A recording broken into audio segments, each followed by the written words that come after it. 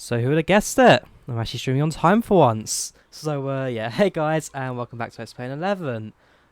In the Delta Airlines Ultimate, as you can see, flying the 737-900. And yeah, our flight today takes us from Salt Lake City, Kilo Sierra Lima Charlie, to Los Angeles, or LAX, Kilo Lima Alpha X-Ray. Flight time's about 1 hour 50 minutes, not looking too bad, weather's looking good, no traffic expected en route. It's going to be a very simple stream today, simple flight. So yeah, start setting up the aircraft, getting everything ready to go. Hopefully we have a few people tuning in because this isn't my normal time for streaming. Mainly I've got other alternative plans over the weekend, which has taken over. So thought if you want to stream, I want to stream, get something done on the Friday. Because my Friday for the next few weeks have freed up a little bit. Normally I'm busy today, but things have slightly changed over the summer. So should be alright till September.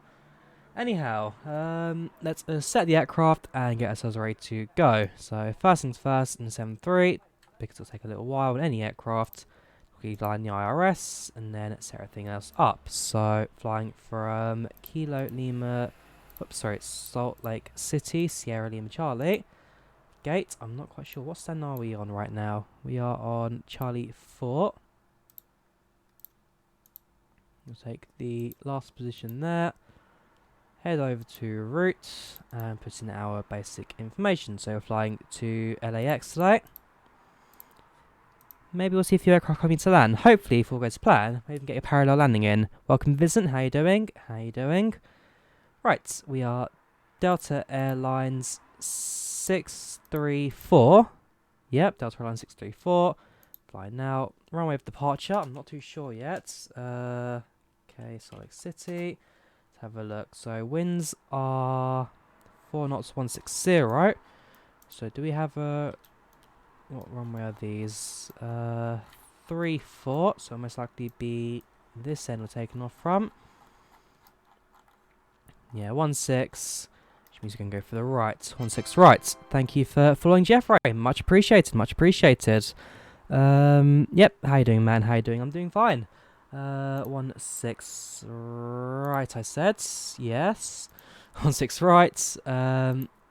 Initialization. Set up the fuel on board and get everything ready to go.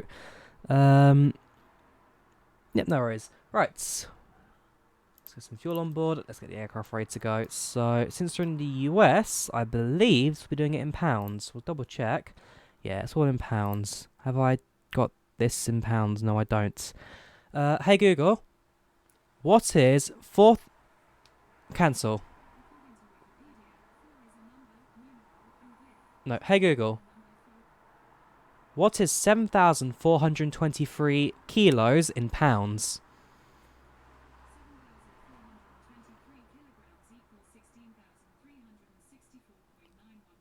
16,394. Thank you. 16,394. Error. Okay, so what do you want? Just clear that. 16.394. There we go. 6.4 pounds in the engine. That should be enough. So FW, that's all fine. That's all looking good. So center of gravity is at 24.1. Hang on, 24.1 by 0. Now I need to work on this, but yeah. Again, at some point I'll carry on going back and do a bit of research on that. We have 1.1 reserves. Cost index for Delta Airlines, I don't actually know. Delta Airlines cost index. Let's have a quick look.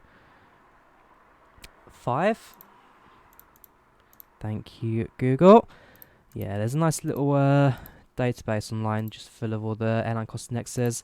It's cruising at 340. Average winds are currently at 202 to 64. 202 at 64. So winds hopefully are all right for us in today.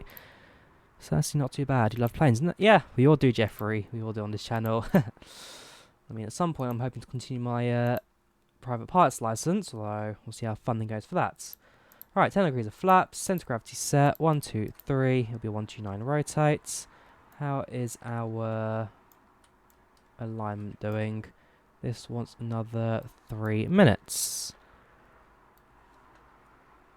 So if we head over to here, go to routes, let's look at our plan for today. So first waypoint, there aren't too many today. First waypoint is Echo Hotel Kilo. Then it's directs to Lakrr, Lakrr. Then it's via Quebec 88. Unable cruising altitude, you should be alright, still plugging the flight plan. To Hackman. Then it's that's it, and then we've got a star. So activate that, execute, go to departures. We are departing on the Wevy 1 Charlie. Yes, there we go. Sorry, Wevy Charlie 5. Was God, pardon me. They do say Charlie 6, Charlie 5 is what we got from this runway, so that's fine. That's all fine. Make sure our takeoff is still set. Sorry, not that one, sorry. Init ref index takeoff. 10 degrees of flaps. V rotate is 129. Flight directors on and on. Set that to 129 rotate. Sorry, it's V1 when you set that to. It's 137. And cruising altitude of 34. That was a message. Someone's pinged me on Discord. Was that Discord? Oh no, that's Facebook. I didn't realize it was that loud. Let me actually close Facebook from the background. Someone's asking me. Oh, someone's asking for me to call them. Although, obviously, right now is not the best time. Currently streaming. Right, 34. Whoops. On the altitudes. Have I got transport fever? No, I don't. No, I don't. Something that I want to get, but don't own at the moment. How long is the flight? It's 1 hour and 50 minutes long. 1 hour 50. Yeah, ground power is active. Set the left fuel tanks to on for the AP startup in a moment. 34 on the overhead. Welcome, Niels. How you doing? 1 minute till that aligns. And yeah, as far as I'm aware, the cockpit side of things is looking pretty good. So if I now quickly start the trackers, so fly now on Project Flight, and what you guys want to see is PAX. Oh boy, it's not going to work on me, ain't it?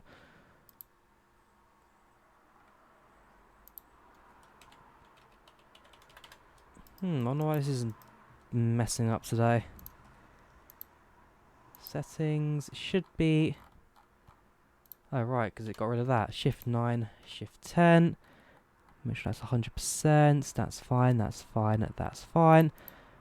Right, so if I quickly close that and reopen it. There we go. Right, start. So, departing from Kilo Salt Lake City, arriving at Kilo LAX. Time until takeoff will be 22 minutes. I've set it to. We might be going a little bit early. Flight's 1 hour 50. Cruising altitude is 34,000 with a flight number of Delta Airlines 634. Aircraft is 737-900. Welcome. Hang on, I'll say your name in a second because it's right on the awkward bit of my screen where I can't actually see the chat properly. 109, that's fine. Aircraft's got Wi-Fi. Boarding music, that doesn't matter, and that doesn't matter. But yeah, welcome. Connor, how you doing? How you doing?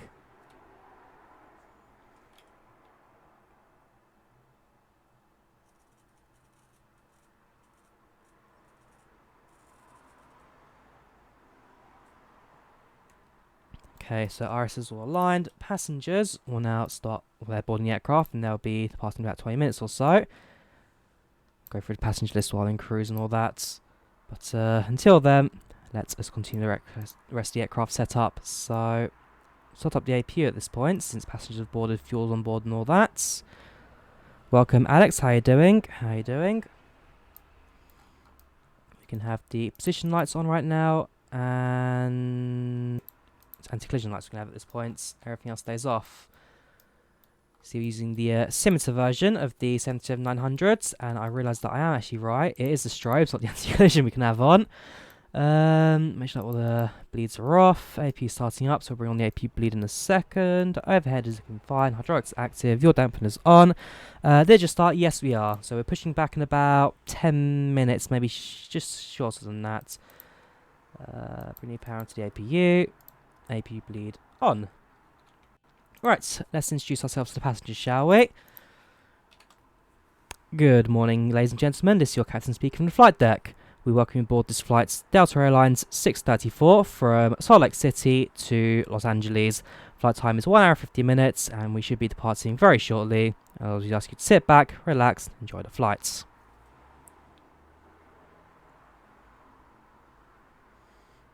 Damn, may have actually done it for once properly. Good morning, ladies and gentlemen. This is your captain speaking from the flight deck.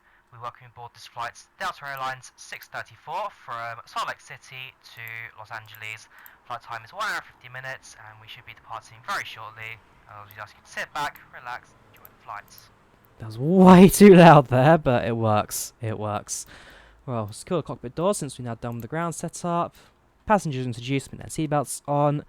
Everything's looking good. APU is working. And yeah, I'll start pushing back shortly. How many FPS am I getting? I'm getting 40 right now. Well, that's because I'm using OBS. If I weren't using OBS, I'd be maybe running up to 60. I know X11 was lagging a little bit recently, so I've just gone basically wiped out all the preferences and rebuilt that. Look at the altimeter. Sorry, it's oh gosh, hang on. Where am I going?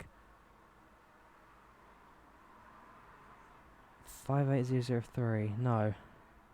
I am so lost. Because I know in America they use barometer, not altimeter. Let's go to Avitab Airports. I mean, it's not terrible to find it. It's 3008. Altimeter 3008. There we go. I was looking for a 2. It's actually in the freeze right now. So 3008, 3008, and on the backup 3008. Perfect. It's boiling in Salt Lake City right now. I can imagine. I mean, even in the UK, it's been a bit. It's been quite up and down recently. It's rained earlier today. Now it's sun again. It's really confusing a couple of days. Right, anyhow, turn on the right tanks. Center tank is empty, so we do not require that. And we may now start pushback. There's another aircraft in the area, but we'll make sure that retunes to 122.8 and alerting others that we're going to start pushback shortly. Push and start.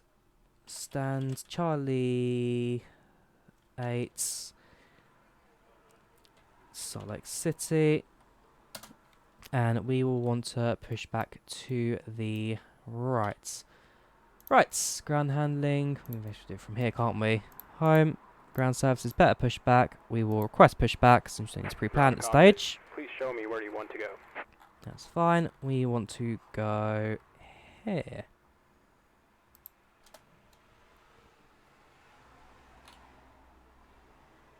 Ground to cockpit. Tow is driving up. Right, so take our reference, that's fine. I'll need that. That's just standard legs. That's all looking fine. 2 pages, not too long, like I say. It's only an hour and 50 minutes long flight, so passengers shouldn't be too uncomfortable with that. Like I said, simulating with packs today, so that'll definitely add a bit of a dynamic simulation to that. Here comes pushback tug. One final check of everything, which all looks healthy. Might as well turn up the TCAS as well, since there's no other traffic in the area. Trim, before I forget. 3.26. There we go. Okay, all doors and hatches are closed. Ready to connect. So, I want to be airborne in about 15 minutes. I mean, don't think it'll take us too long to taxi around Salt Lake. It's not a massive airport, especially compared to some in the US. And yeah, flight time, like I say, it won't be too particularly long. At some point, I do want to try the longest Ryanair flight, which is from Stockholm Scav start to Tenerife South. That's 6 hours of 737-800 action. It's a long one, but so that's what I want to give it a go at some point. When exactly, I'm not too sure, but we'll see how that goes. Tow connected and bypass pin inserted. Release parking brake. Parking brakes released. And Starting pushback. And you may start engines. engine number 1, sorry, number 2 starts. Keep an eye on the N2.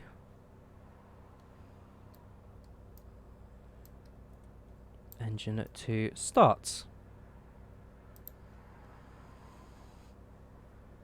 Hello, ladies and gentlemen. I would love to welcome you aboard our flight. When you find your seat, please be sure to place your larger carry-on items in the overhead bins and smaller items underneath the seat in front of you. Unless you're in a front row, please... Don't just have that feeling where you know you're going to have pins and needles very shortly. Hopefully it won't be too bad, but yeah, I know they're coming. If the overhead bin is full, please make sure you close it as a courtesy to other Right, passengers. engine Please 1 double check that all your items are put away so that the aisle is clear and other passengers starts. can make their way to their seats. If you're in an emergency exit row, please leave the exit seating responsibilities in the card. In fact, let's go through tug view, shall we? Something I know not many people know about, but I enjoy it. I do like this view. Now's the time to get out any last-minute text messages if you need to, but we ask that once you depart from the gate, you put away any laptops or tablets. Thank you, and welcome aboard.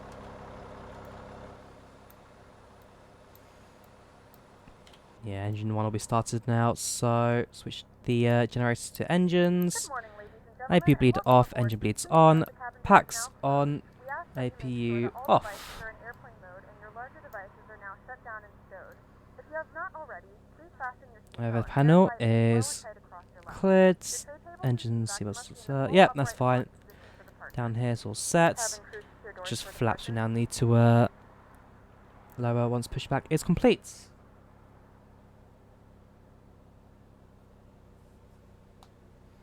Ladies and gentlemen, please direct your attention to the front of the aircraft for a safety demonstration.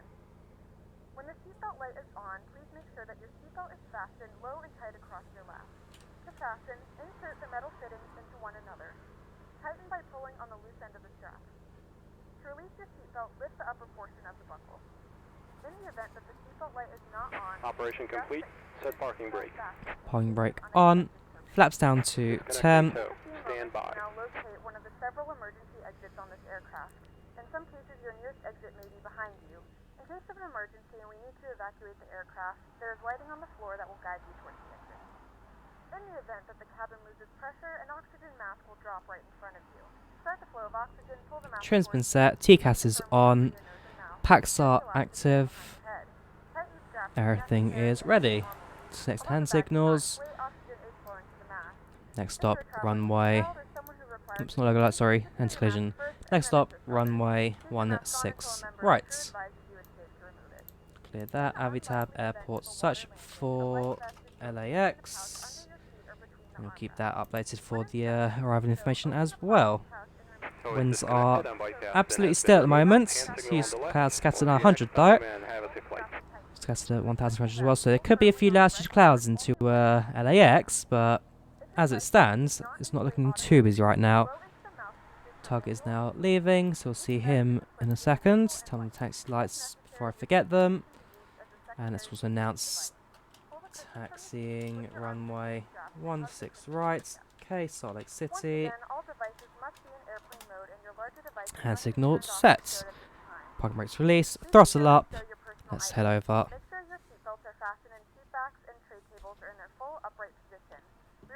Oh boy, why is my throttle not connected to anything?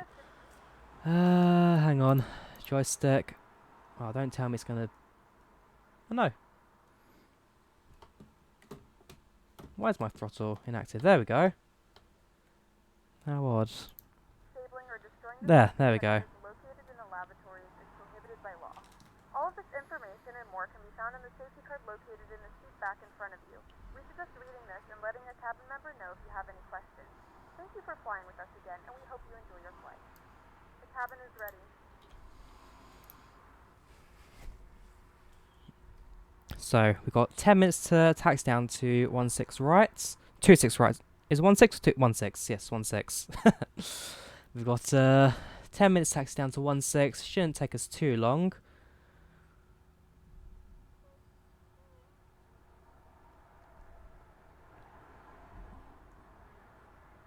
I'm going to cut across there a little bit. I can go to the right, but that's fine.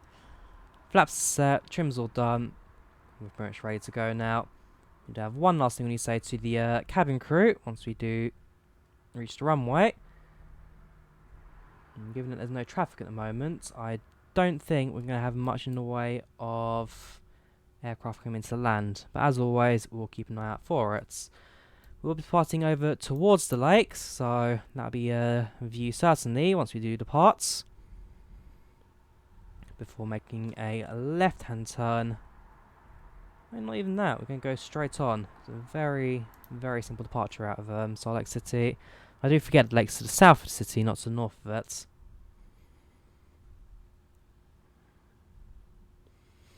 Again, as long as the project flight is also tracking the flight, which it is, that means you guys will be able to follow along as well.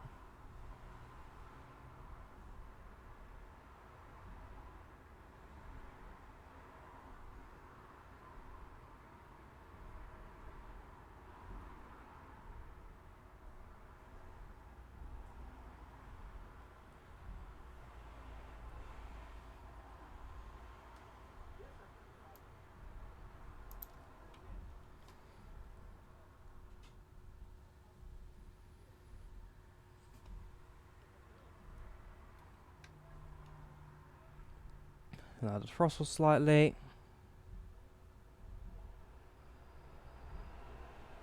Make a right. That's the runway right ahead of us, so going to go parallel to that. And just go down Alpha and then down to Alpha 2, I believe it is. Going to be our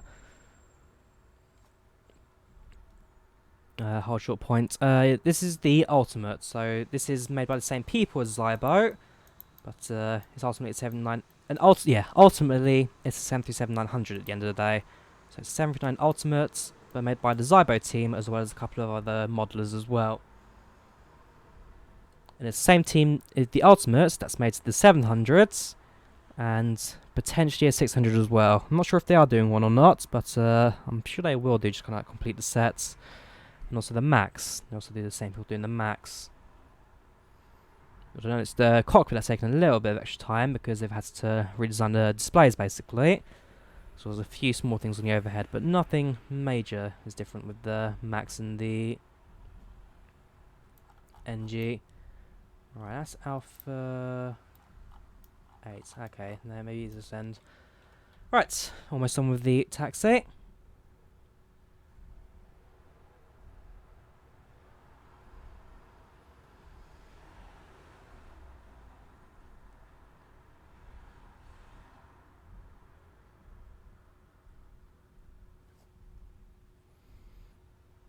Flagship 732 is a work of art. It is, absolutely is. I do own it.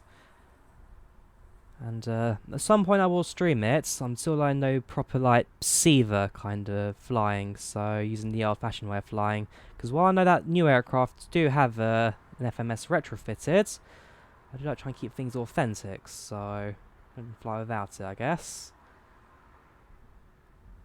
Right, hold short here.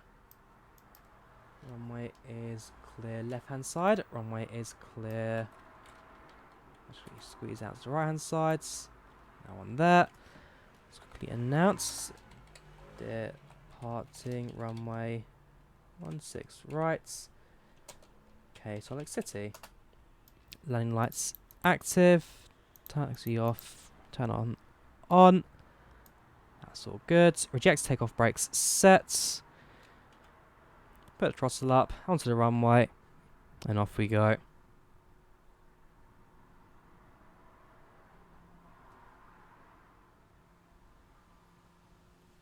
See if, whoops. Well, I've accidentally knocked the spoilers there.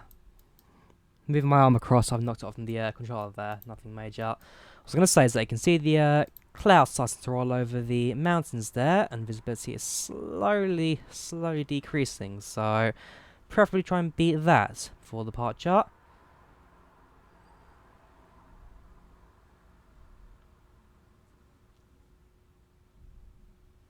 Engines 40%, stable, and whoops, auto throttle on, and one set.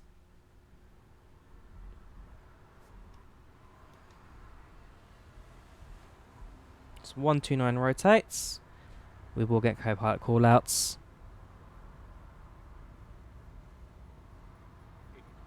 80 knots.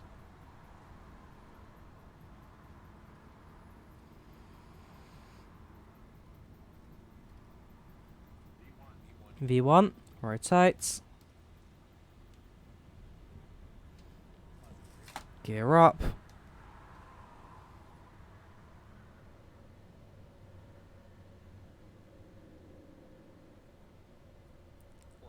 Four hundreds.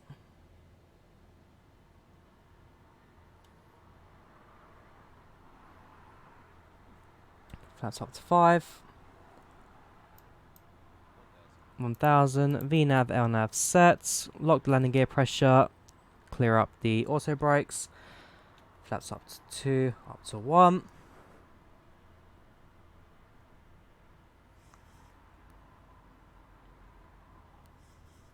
And at 200 knots, which you should reach very shortly.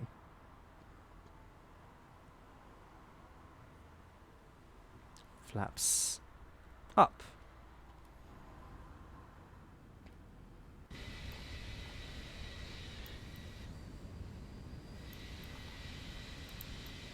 And there we have it. Aircraft's looking nice and healthy. We've left Salt Lake just behind us. And yeah, onwards to Los Angeles.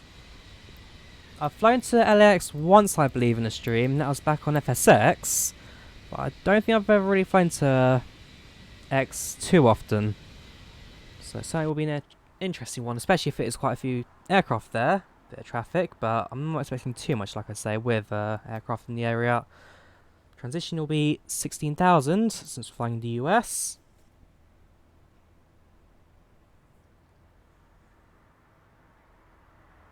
Nice takeoff, thank you very much. I never top up the cabin crew to sit down for departure. Whoops. Nah, I'm sure by now they know what to do. We'll be passing 10,000 very shortly, so landing lights and turn-off lights will come off.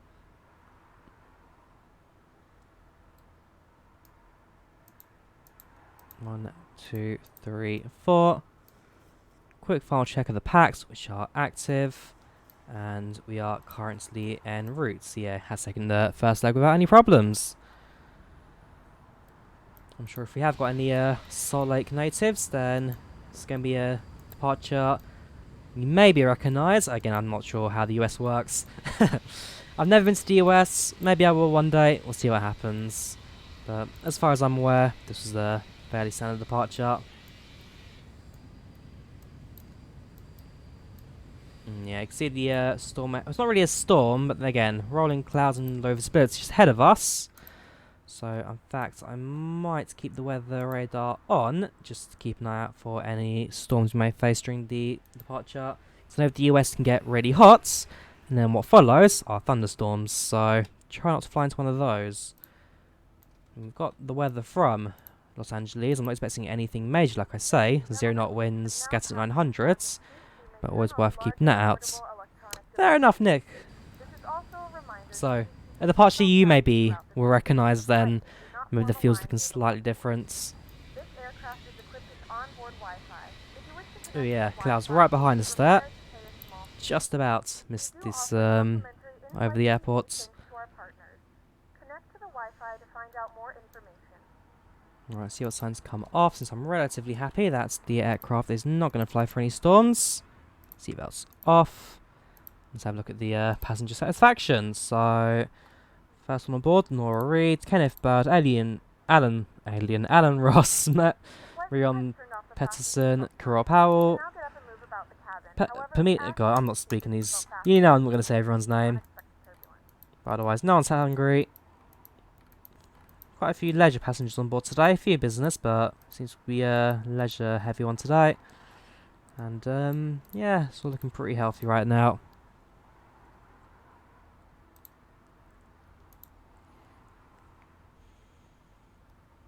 Zoom out the PFD actually a little bit, get more of an idea of the route ahead. It's basically a straight line, a few right hand turns. But again, a very direct flight today. I'm not going to fly around anything or avoid anywhere. So, how are you guys doing? We've passed 16 now, so I should turn on the altimeter. Yeah, I was going to say, Microsoft have taken back control of FSX from Dovetail Games, which was a rather interesting update yesterday. Wasn't expecting it, I can tell you that for a fact. I was not expecting it. I mean, I know that the agreement between Dovetail and Microsoft ran out, expired last year, around the time Flight Sim World was canned, but I certainly was expecting Microsoft to take an active reach out and bring it back. I'd like to see where they go with it. Maybe it would be nice to see maybe an update or two come out, but again, not quite what I was expecting. And also earlier today, at least it was yesterday again, but for me it was earlier today because it's time zones, announced that they're going to publish the full roadmap on the 23rd, I believe it is, and it's early September. They're going to start doing the actual insider early gameplays, so that I'm very excited for.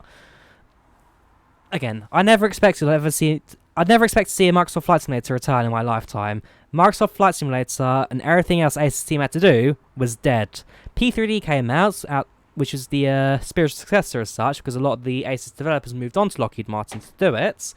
But again, for me and a lot of people, that was the end of Microsoft Flight Simulator. To see them bring it back and so actively, I'm excited. I'm excited for sure. Would I be able to do Bangkok? I'm not going to pronounce that at all. Bangkok to Phuket anytime soon. I can do. How long is that flight? Let me just quickly get my notepad down. Because again, if people want to request flights, I'm more than happy to do them. Bangkok to... Is it Phuket or Phuket? So 1 hour 20 flights, so it's something I could easily do without any problem. Thai Air Asia, I could even do it in a 319.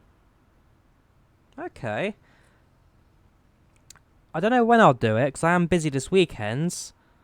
But next weekend maybe, I'll happily do that flight. If you're on my Discord server as well, do join in. Or even I could... if I've got time even this evening, I could probably try and squeeze that in as well, without much of an issue. But yeah, that's a flight I'm more than happy to do. I think FSX 2020 is going to be on the Xbox, and you're going to buy it when it comes. It's not FSX 2020. As it stands, the official name for it is just Microsoft Flight Simulator, because this is where it gets a bit funny, because back when the BBC Micro first came out, I forget who said it, but basically they said that in order to test like how powerful your hardware is, build a flight simulator, because a flight simulator is the best way to determine how good your hardware is, because the flight simulator at the end of the day is a visual model and thousands and thousands and thousands of calculations going on at the same time, because fair enough with FSX and the old ESP sims, it was a data table explaining its proper flight model kind of... Where is it? There we go. Proper air simulation, airflow, that kind of stuff. I'll go more on that later if you want me to. But yeah, Flight Simulator as a test bench is how you can test thousands of calculations at the same time and to make your hardware run as good as possible. So with Microsoft releasing their Azure API and AI, a flight simulator is the perfect test bench for it. So they build a flight simulator out of it, see how powerful it is. People go, wow, this is amazing. People use it. I mean, unofficially, like I say, it's just a test bench. But officially, it's a new flight simulator and a throwback to all the fans who've been waiting years seeing it come back. So, like I say, it's not a bad thing by any means, no. I'm very excited for it.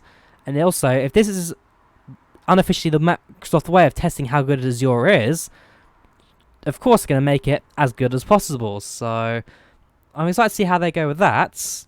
And yes, you are right. It looks like it will release onto Xbox, because at the end of the day, it is going to be an Xbox game officially, but with the Windows like backing to run it.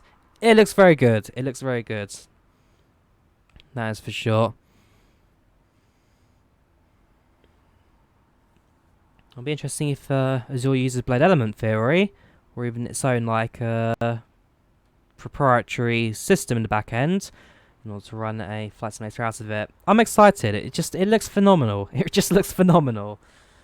And as soon as I get my hands on it as well, be sure to see a couple of videos around that coming up.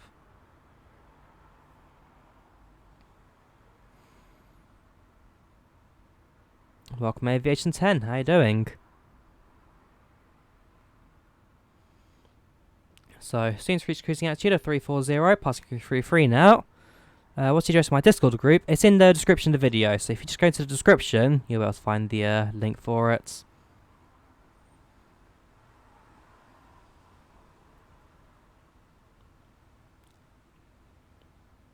I'm not too bad. I'm very glad it's Friday, that's for sure.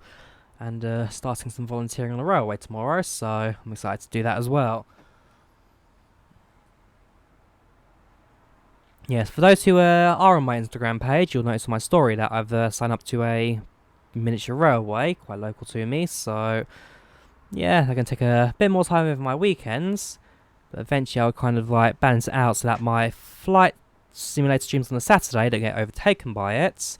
I could then turn the volunteering into its own series as well, and bring you guys with me on my journey of miniature railway operating. And yeah, there's a whole lot I can do, Yeah, clouds are cleared up, giving us a rather nice view of the US, that's for sure.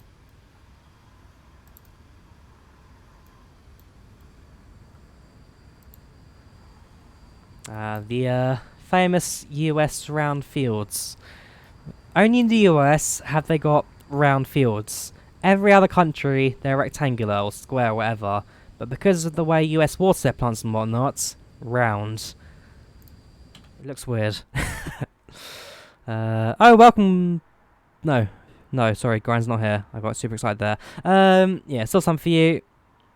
Even in the UK as well. I mean, I no longer scored or anything, so I'm now working, so summer holidays don't exist for me anymore. But, nah, it's still relatively fun, and I'm just checking, is my audio actually recording?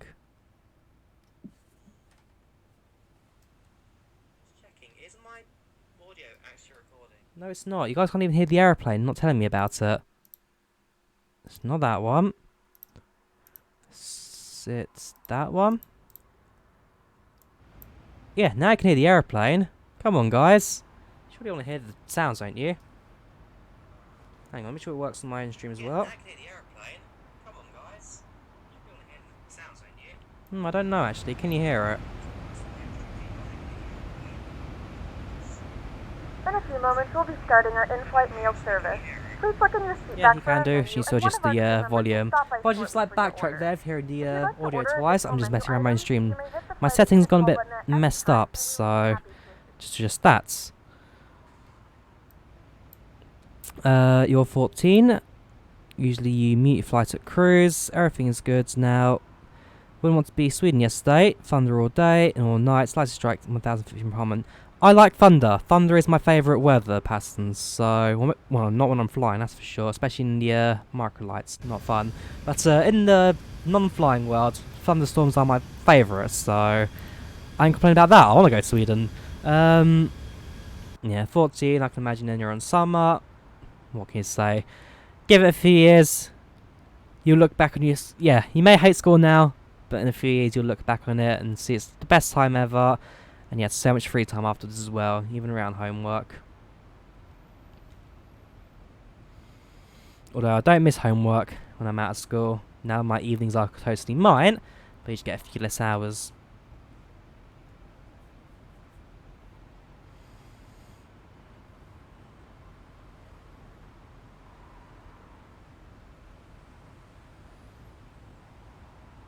So ECA is 1937, so we've got about 53 minutes until landing.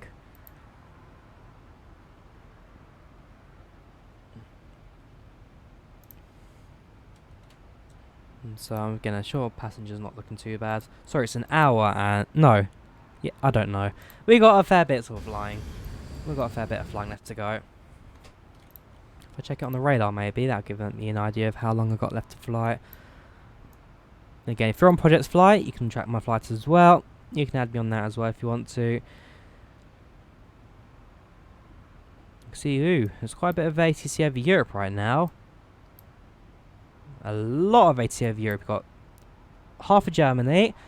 Czech Republic's all covered. Poland's completely covered. Belarus, Ukraine, Rome. All of East Europe is covered in ATC. The UK is covered in ATC. Most of Spain, all of Portugal and Madeira is ATC. This is amazing. I've never seen ATC this active before. Maybe at some point today, on or off stream, I'll do a bit of a flight of that, because ATC is never that great, I must say. Also like Thunder, but it gets annoying after a while. I don't find it annoying. Very peaceful to sleep to as well.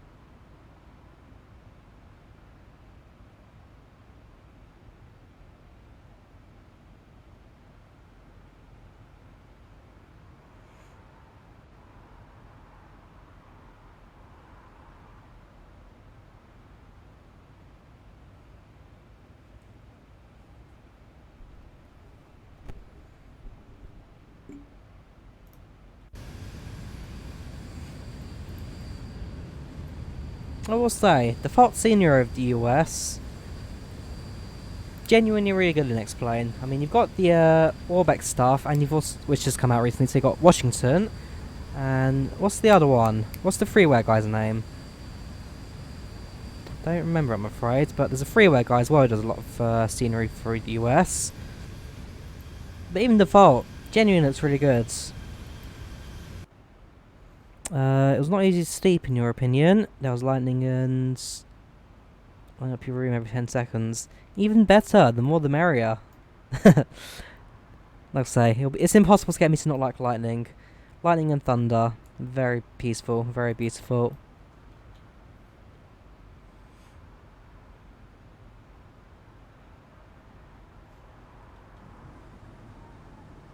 Yeah, it's again the graphical glitch with the 900. Cockpit door is closed, but passengers released from the back of the cabin. It makes it look it's open.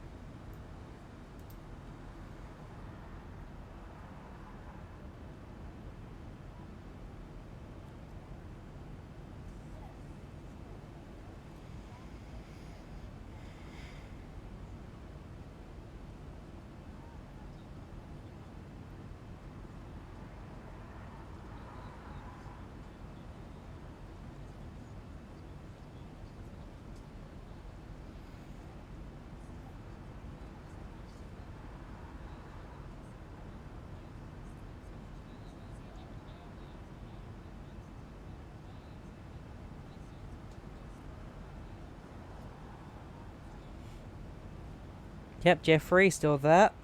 How you doing?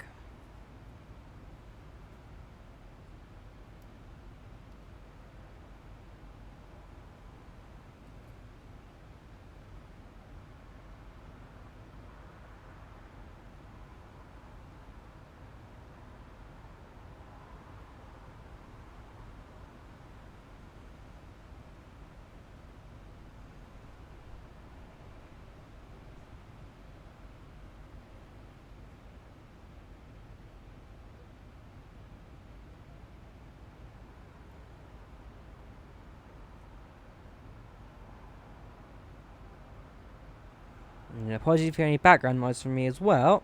I've got my windows completely open because it's just so humid in the UK. In the summer, the heat is not the problem here. It's the humidity makes it impossible to breathe. Gotta feel sorry for those with asthma. They certainly suffer during these warm weather fronts.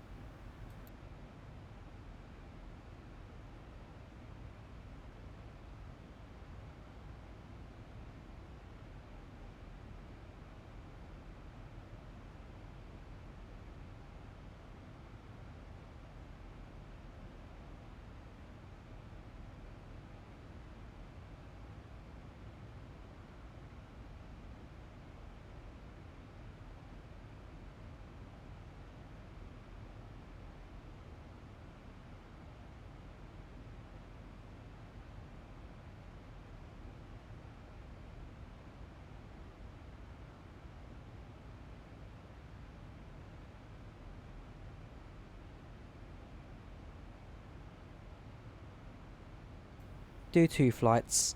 I potentially could. Maybe. And then I could do the Bangkok to Phuket flight today. That'd be a separate stream. I could potentially do a turnaround. So land at LAX and then fly somewhere else. Maybe up to Seattle. I'll make a decision. I'll see how long is a flight from Los Angeles to Seattle. If it's not terribly long, then sure, I could try and do that. Maybe have a turnaround. Because if it's something you'd be interested in, then yeah, I'm more than happy to do it. I've got no plans this evening, so give it to you guys, I guess. Yeah, I do need to see how long is a flight from Los Angeles to Seattle, or even Los Angeles to San Francisco if it's 739 routes. France, but yeah, we have to Google what that is. I'm afraid I'm not too sure what that is. Do apologise.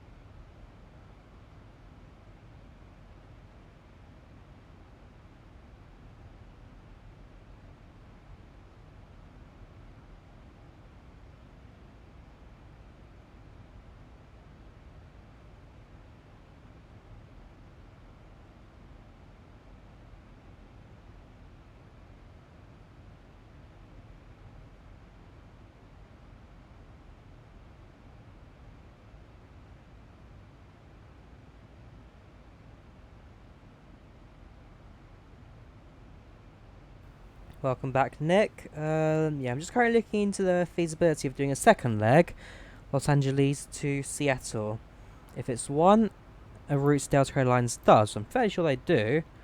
And then second of all, is it operated by a 737-900? Because if it is, that'd be a nice turnaround one there. Have a look. Los Angeles to Seattle. So 2 hour 45. It's a bit long for what I want, but I'll do it. Delta Airlines do operate it. I believe it will be in a 739, so that's not bad. Yeah, that's perfect. Alternatively, I could do Los Angeles to San Fran.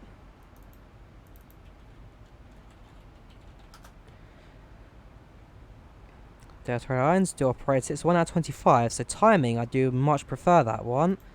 And it is operated by 737, so for me, I'd preferably want to do the San Francisco flights. But if people want to see me, if people want me to do the Seattle one, I'm happy to do that. Scotland to England, not today, not today.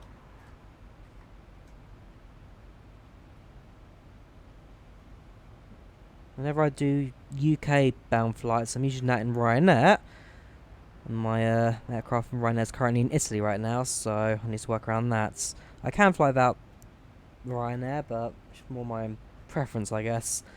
But I'm happy to do again, preferably Los Angeles to San Fran, although Los Angeles to Seattle if people prefer that. Do you have the Fly JSIM Q400? How many stars did you give it? I do have the Q400s. With the Legacy Edition, I'd give it 3.5 stars out of 5. I mean, is it a bad aircraft? Not at all, not at all. It's a fun aircraft to fly, it looks good, it's nimble. I enjoy it, I enjoy it. The only reason I'd give it a low rating is because it is, at heart, an X-Plane 10 aircraft ported across. And you've also got the new Q400 as well coming out at some point as well from Fly JSIMs, so we'll be seeing that very shortly as well from them. Do EasyJet. I've only got the EasyJet 319. Like I say, I won't do that flight today. I'm going to do a turnaround in the 739, and then maybe next week I'll do the EasyJet flights. I haven't really done an EasyJet flight before on the channel, so I'll do a 319 without much hassle. That'll be in the TOLUS.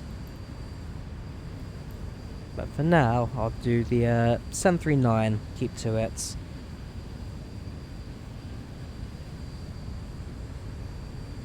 In fact, while the aircraft's in cruise, I shall prepare the next legs with its documents. That will be sim brief.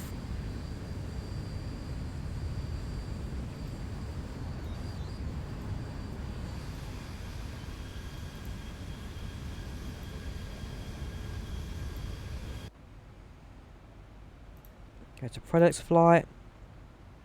Let's go to status, fly now. We'll do LAX. We'll do San Francisco. Okay, SFO. We'll do Delta Airlines. Final flights. What time do we land? We land at 2100 Zulu.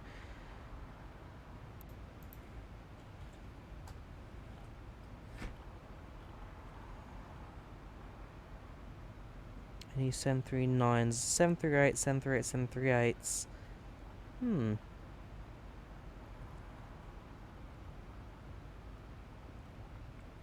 Maybe not then.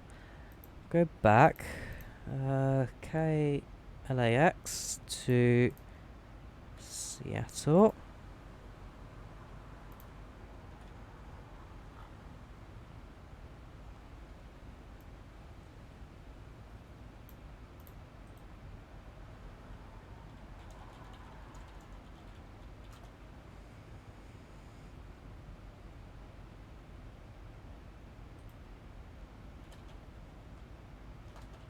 Hang on, I'll check comments in a second.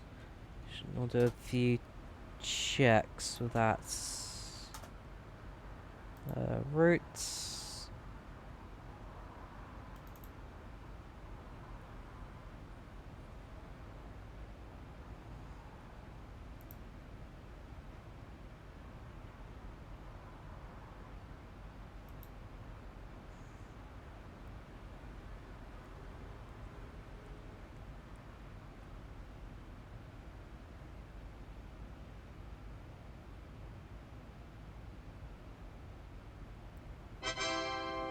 Thank you, whoever that was. Thank you for following on Mixer, Nick, much appreciated. What's the worst case turbulence you've experienced? In the real world or in a sim? Sent very worth 10,000, thank you very much. I'm not quite sure what that means in Mixer, but I'll have a look. But no, thank you very much, man, much appreciated, much appreciated.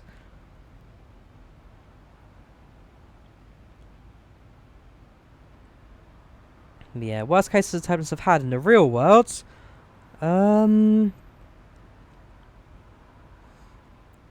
possibly... yeah. In the real world, it has to be the flights from Athens to Limnos. There's flying an ATR 42, the small one, and cruising at 9,000. There was quite a heavy storm in the area, so the aircraft got shook around quite nicely.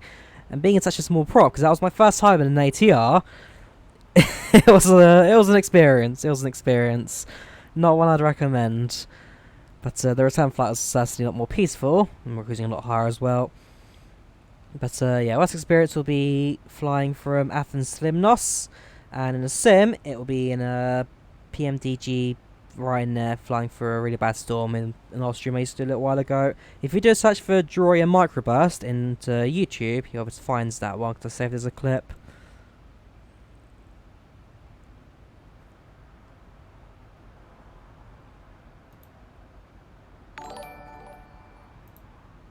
Thank you very much, Nick. Much appreciated.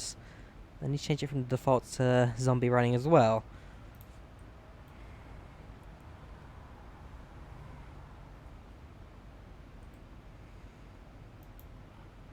Yeah, so we're going to do the flights to San Francisco next.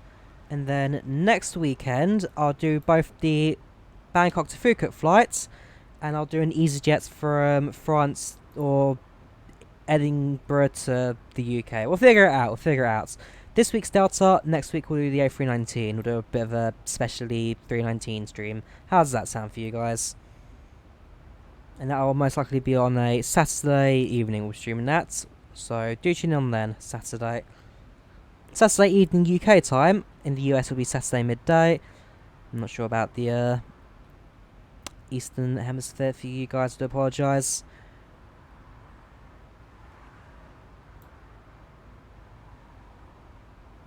Hmm, 717-200 operates this route fairly often, I must say. Oh, okay, we have got 739 route, so it's possible. Right, so we'll be doing Delta Airlines 129 after. Departure time will be... what time do we land at? Expected arrival 1 hour 24. Don't think it'll be that far off, not by a long stretch.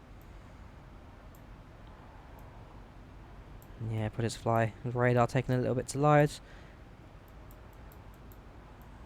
And there I am. We land in 41 minutes. So if we do a takeoff in maybe an hour from now. So projects fly status. Take its time. So it's K lax to KSFO 129. Was it 129 I said? It was Delta Airlines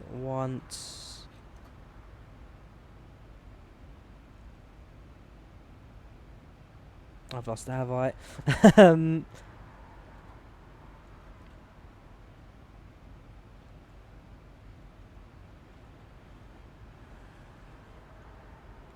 Oh, it's United Airlines that operates 737-900s. Okay. I'm sure I saw one. Certain.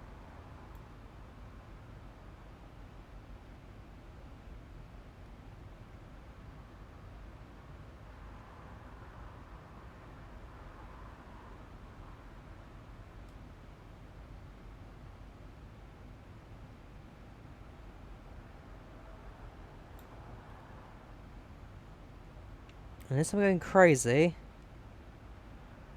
That might be. What did I say a couple minutes ago?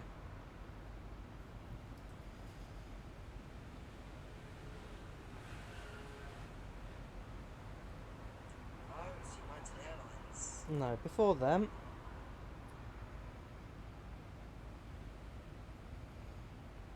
I'm certain I said that it was the Delta Airlines that did that route.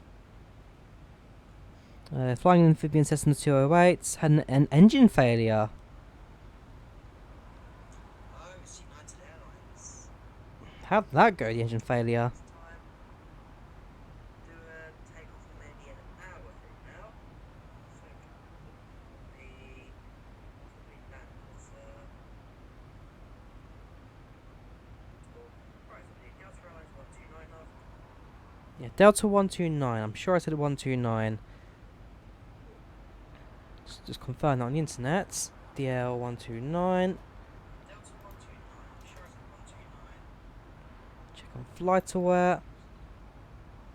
It's a flight from Los Angeles to Seattle, and it's operating with a 7900. I'm not going crazy. Thank you very much. Delta 129 it is. 129. 129. Departing in an hour, so 20. Yeah, that's fine. 1 hour 35-minute flights. Los Angeles to San Fran. Select the aircraft.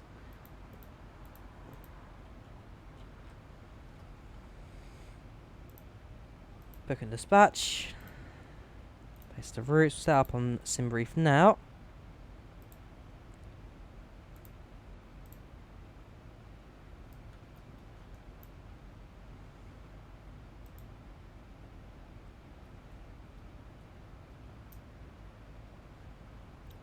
Can we get a start while we're fishing? Fair play.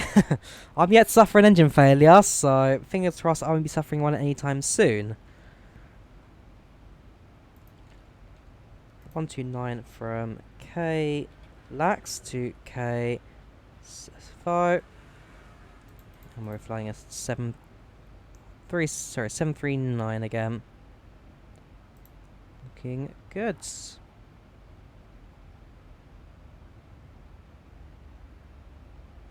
We get to fly on the coast for this entire flight. I'm very happy about that. Right, let's just generate the flight plan. Yes, please. Let's do it in the background, and then we can leave it at that.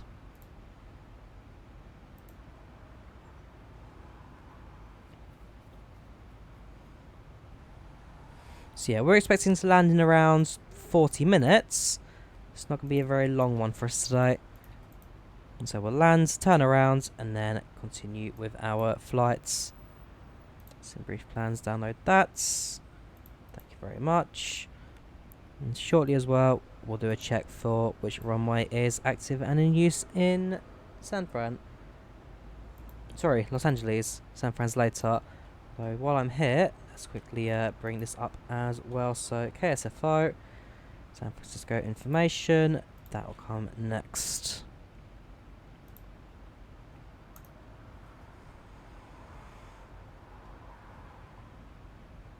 And so coming in within 80 miles of approach, let's have a look at what aircraft's in the area. And then also have a look at which runway is active in use. There's a few aircraft coming to land. No, that's Las Vegas, not Los Angeles. Yeah, still a few aircraft coming to land.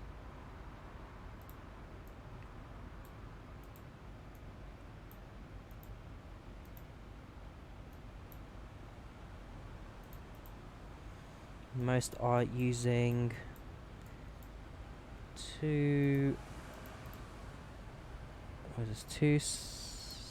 four left.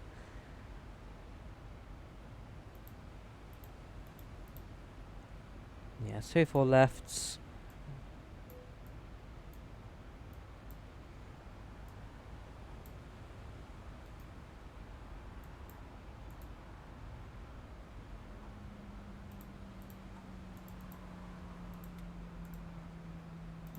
What's happening there? I think we're slightly fast, that's fine. Right, what approach should we now have selected as well? Our approach for this one is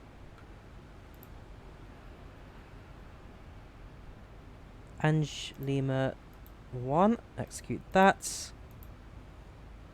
Clear that. And there you go, that'll be our approach sorted. So in a moment we obviously the aircraft's set up for landing. Right, so that's all sorted. Have I been magnet fishing? Have you been magnet fishing? I'm not sure what you mean by that, I'm afraid. Yeah, I'm sure you are the only person fishing from an aeroplane so far. I mean, I've certainly never done it.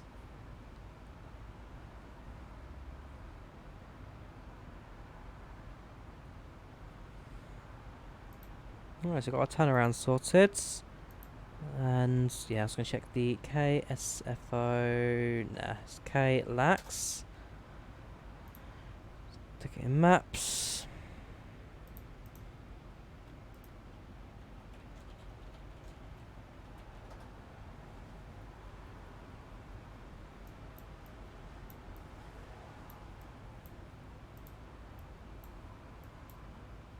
There's 2.5 left. Okay, so we'll do a switch on that as well.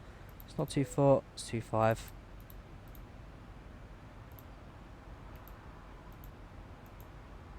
Perfect.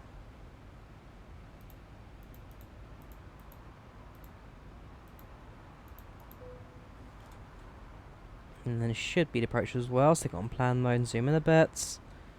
Let's have a look, shall we? Step, hack meters, Angel. Yeah, spot on.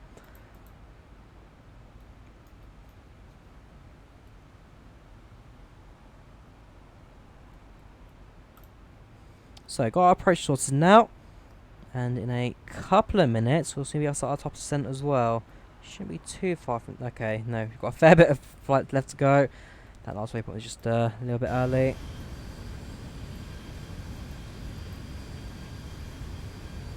Get to enjoy more scenery from the central US. And not a single cloud in the sky. Got something on the ground here in airports. Let's look up at the contrail in the air. And of course, if we zoom in enough, get to see the aircraft as well.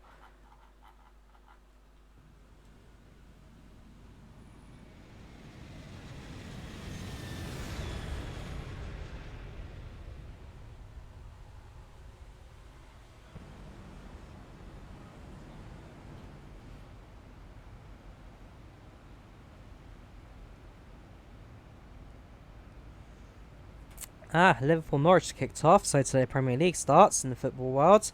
I'm very excited for that.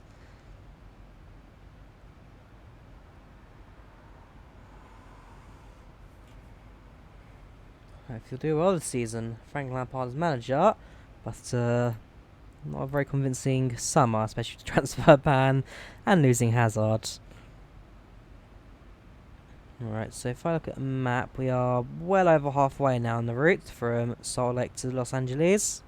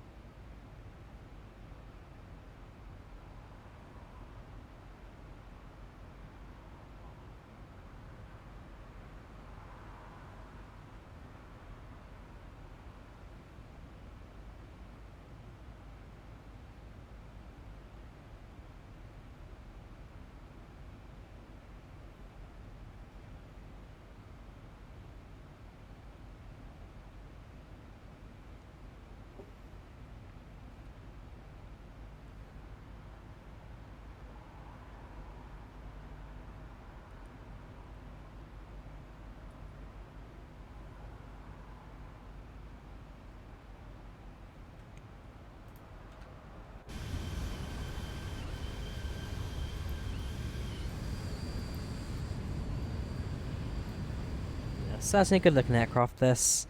I've always been a fan of the 737 series. For those of you who do know my channel, followed me for a little while. 77 aircraft always been my favourite, so always happy to fly these whenever.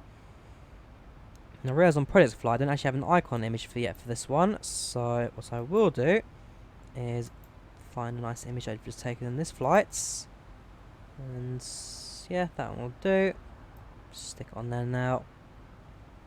Maybe not that one.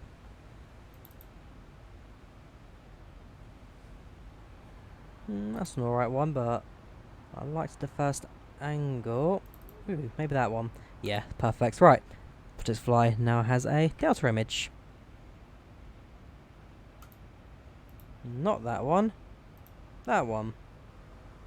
There we go. Yeah, no, that's not it at all. There we go. Yeah, it'd be nice to get another 2 flights ticked off on that one as well. A bit more of the US covered. So we have now passed Las Vegas, I believe. Double check on the map in a second. Oh no, not yet. Las Vegas is just to our right hand sides.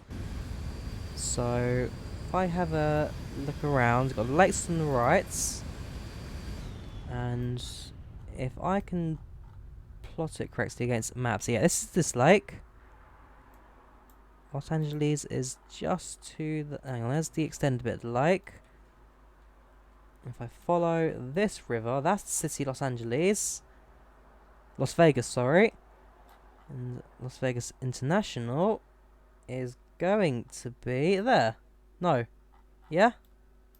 Possibly. Where is Las Vegas? It's in the centre of the city, where it kind of pins up a bit. From this side,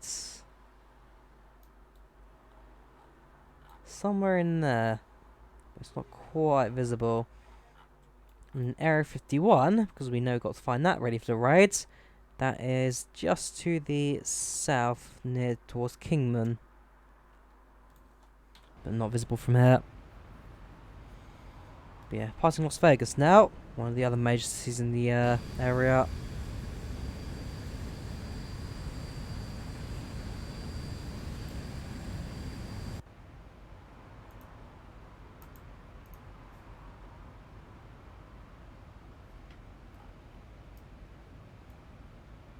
What's this all about?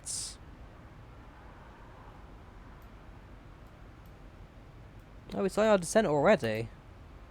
Oh no, there's another 120 miles ahead of us. No, not like our descent just yet, so don't you worry, Drawyah. You're thinking you're a lot closer than you are. You just forget how big the US is.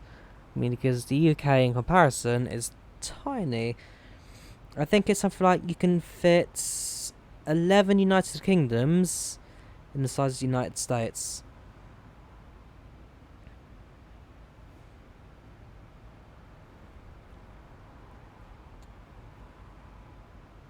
Some vast, vast land in this place.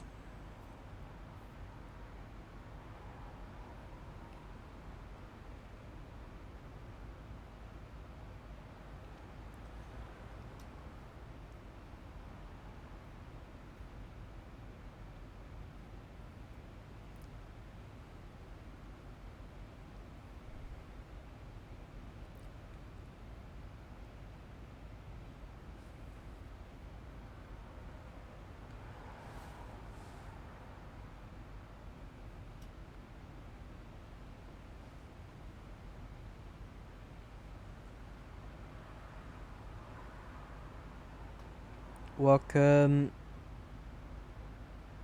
Georgie? I'm saying that right? How you doing? Welcome to the channel, welcome to the chats.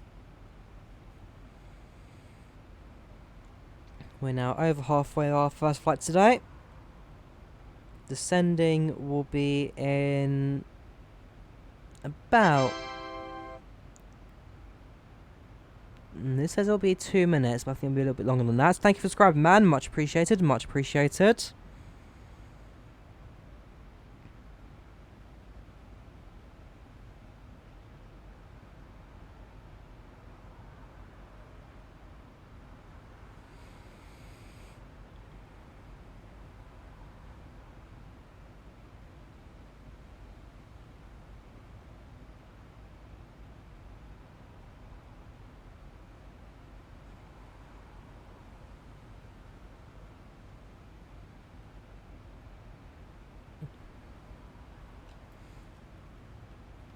Okay, so yeah, it's not quite 2 minutes, so it's 2 minutes until the next waypoint, which is Hackman, which was the final waypoint we had before we sort out our star. So you can see in about 80 miles, we'll start our descent and approach into Los Angeles. What I'm looking at is where the top of the descent line went, because that should appear. It's not yet though, apparently. I mean, technically we're meant to start descent now, but that's not happening anytime soon.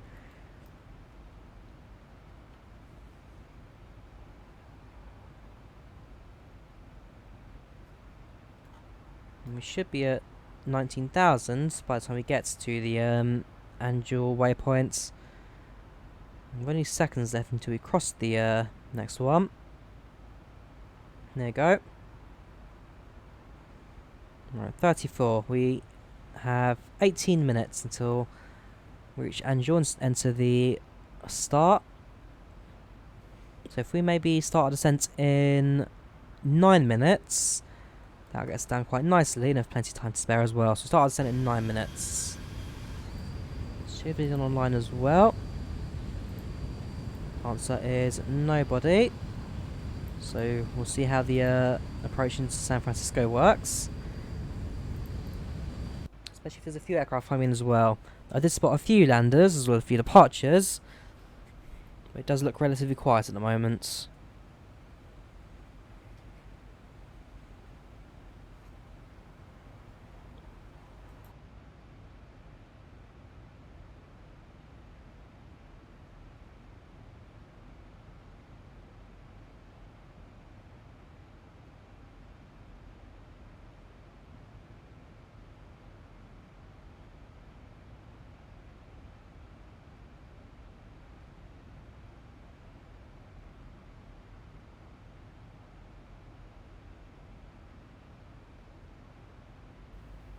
Let's have a quick update with Pat, should we?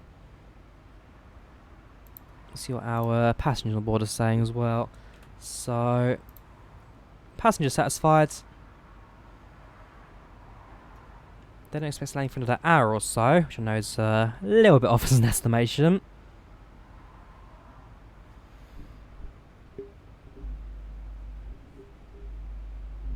My microphone's being really weird today.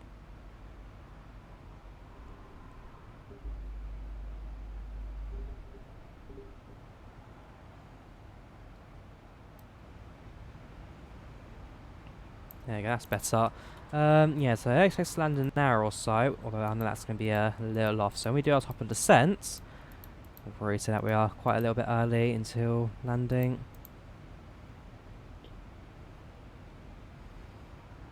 Co-pilot, I'm sure, is pretty much happy as well.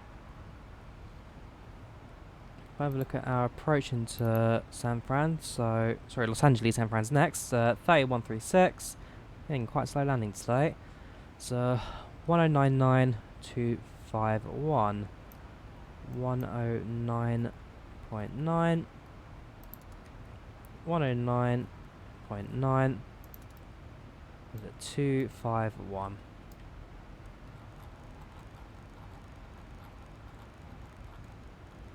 251 and 251.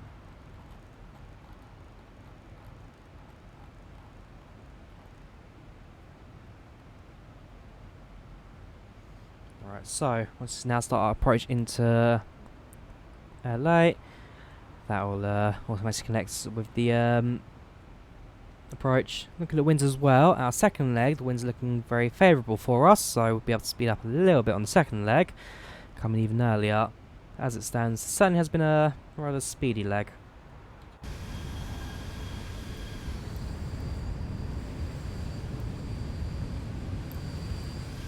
Again, it's just nothing but desert. Nothing but desert, nothing but sun. I imagine it's rather hot outside. In fact, inside the plane as well, probably rather warm as well. So, do we have it?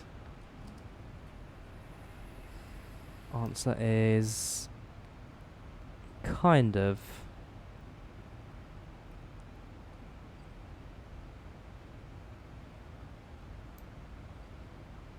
Yeah, currently cabin temperature's at 21 degrees. So it's definitely quite warm in there. Maybe increase the corners a bit, but it should be alright. The door is also moving, so that's simulating something, that's for sure. Minor changes. Ah, okay, so I can set the supply ducts coming from, and right now the forwards supply ducts is the warmest, while the hottest would be the rear of the passenger cabin or the right hand pack.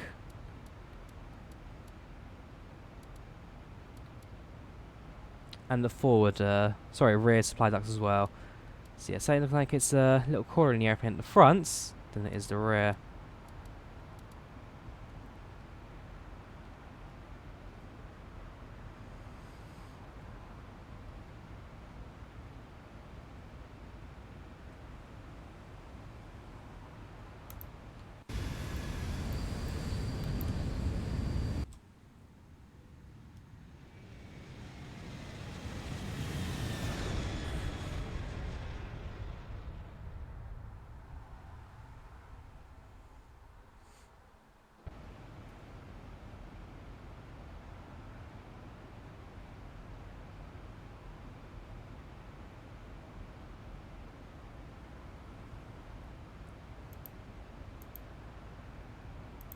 Yeah, we got, hang on, where is it?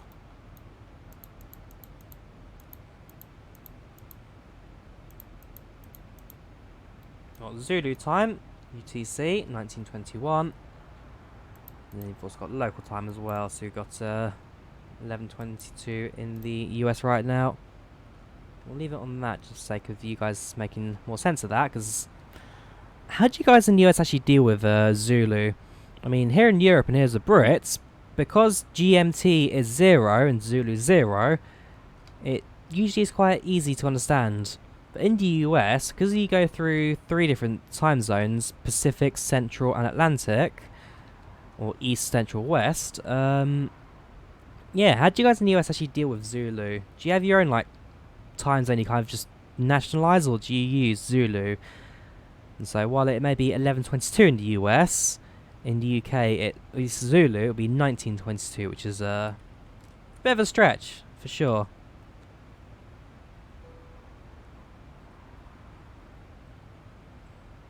Or do we even just use local time as well? Because, like I say, while Zulu is the international time of most things like transport, maritime, all that kind of stuff, it must get confusing sometimes.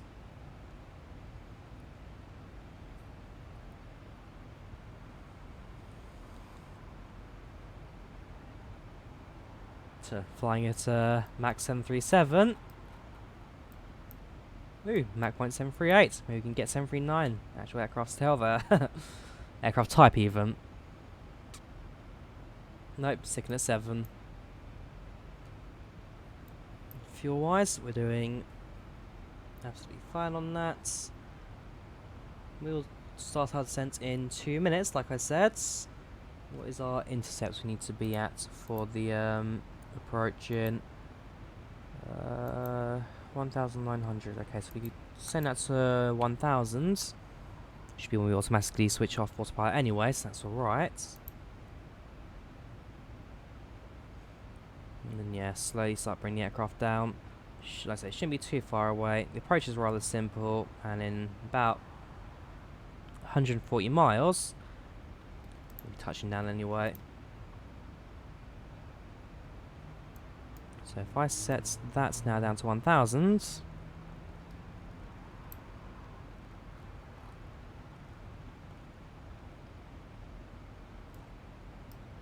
yeah, so it should be at 190 in 60 miles. Reset the LNAV, sorry, reset the VNAV, VNAV's vertical, and then that will automatically descend the aircraft once it deems it's appropriate.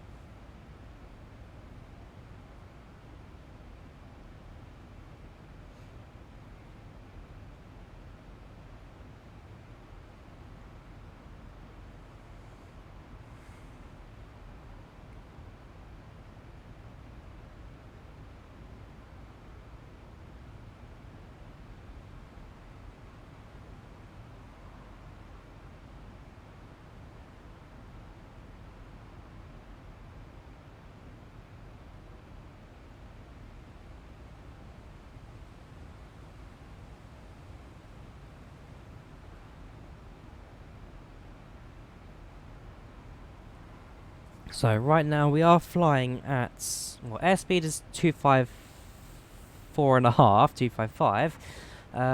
Ground speed we're currently getting 418. Target speed's 428. So we're about 10 knots behind our target. But given the winds right now, it's not really going to affect us too badly. And well, yeah, we've descended 100 feet. So no, not even that. We've descended 10 feet since we set the altitude. So I'll keep an eye on that again, how that updates before the next waypoints. If we just need to kickstart a manual descent in, then that is something I'm happy to do.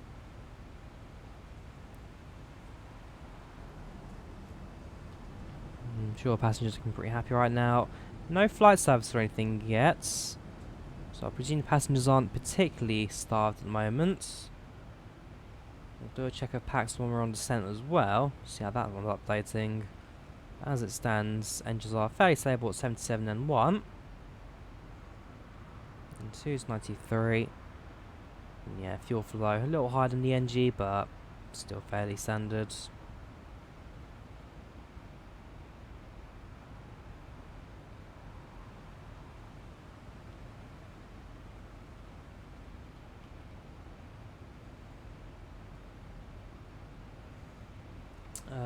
What's the altimeter at Los Angeles? I should get that ready. 2994. So I'll set that up on the backup. Sorry, set up on the standby. 2994, 2994, and on the backup as well. We'll be able to set that no problem. So we'll see a drop of how many feet? 33900, 339. Yes, no change at all really.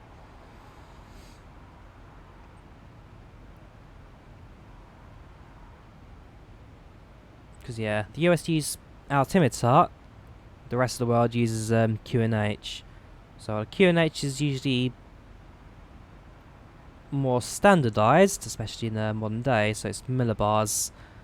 Well, altimeter is what is it? I can't forget the US one, but yeah, it's the old-fashioned method, while the rest of the world uses the more modern methods.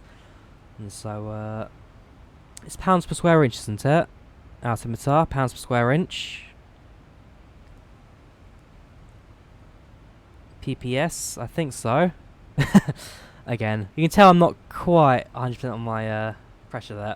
But regardless, it's a little more defined. I'm looking at the PFD there. We've got 2 aircrafts within radar, and the one on the left-hand side there, which is matching our altitude exactly, seems to be going a little bit faster than us on the radar. He pings forward quite a bit. He's come from behind, so we'll see what's going on over there on the south. Moving to south, that's more the south, yeah, southeast.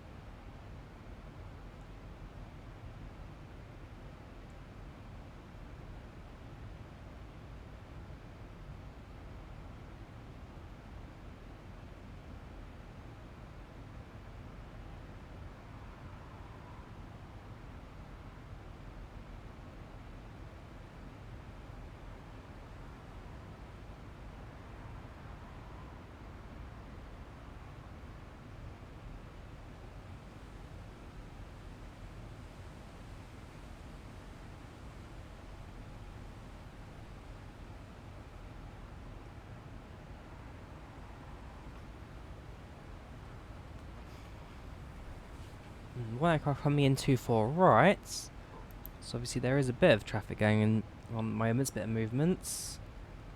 Delta Airlines 351. So I'll keep an eye out for that. If we're on 24, so they're using both 25 left, 24 right, or have they switched runways?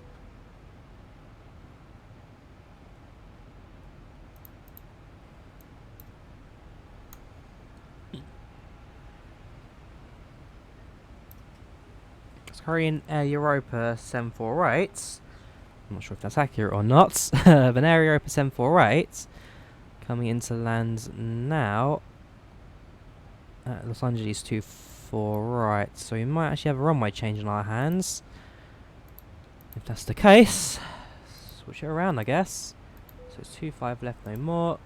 24 right. Yes, please. Same approach. That's going to not change. Now to do 108.5, 251, 251, 251.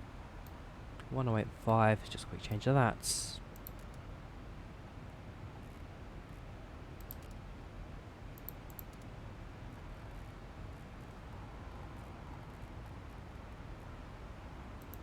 Perfect.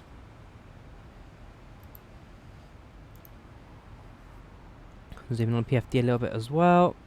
We should have started our descent now, so should we be at 17,000? Just do this manually, I guess. Bring it down.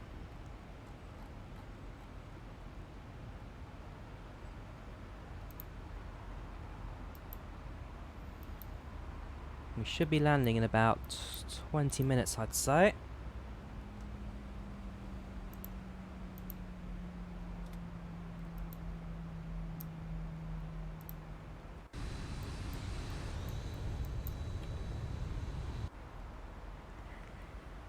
I will do a proper update shortly once I do get the aircraft down a bit.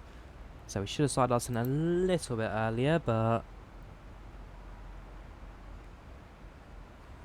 we just bring the aircraft down a bit, force it down, it won't be too much of an issue. Still got a fair bit left to go for Los Angeles. Yeah, if we land in 30, so 20 minutes early, sounds about right. Hello again, ladies and gentlemen from the flight deck. This is your captain speaking. We've now started our descent into Los Angeles and should be landing in approximately 20-30 minutes. So we do ask you to follow cabin crew instructions as we start our descent, see what signs will turn on shortly as well. And we once again thank you for flying with Delta Airlines today. So this is ahead of schedule by 20 minutes. Hello again, ladies and gentlemen from the flight deck. This is your captain speaking. We've now started our descent into Los Angeles and should be landing in approximately 20-30 minutes. So we do ask you to follow cabin crew instructions as we start our descent, see what signs will turn on shortly as well. And we once again thank you for flying with Delta Airlines today. Ladies and gentlemen, the seatbelt sign is now turned on, so it is time to return to your seats and fasten your seatbelts. Yeah, I love Vita Packs. It works really well. I love it.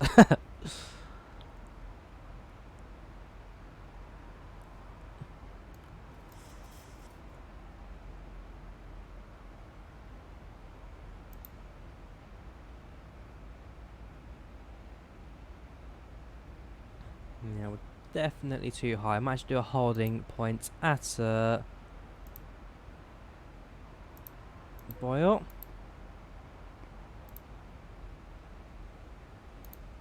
Just so we can kill off a bit of altitude. KLAX. Descending for runway 24 right. That's the LAX one, is it? Salt Lake, yeah. Via NVIDIA 1 holding points. What is the name of the waypoint? Boyle as we lose some altitude. Yeah, so you only need really one loop at this waypoint. So let's just get the aircraft down to around 14,000, which will allow us to bring the rest of the approach in quite nicely. See some civilization down below us, so certainly in the right place.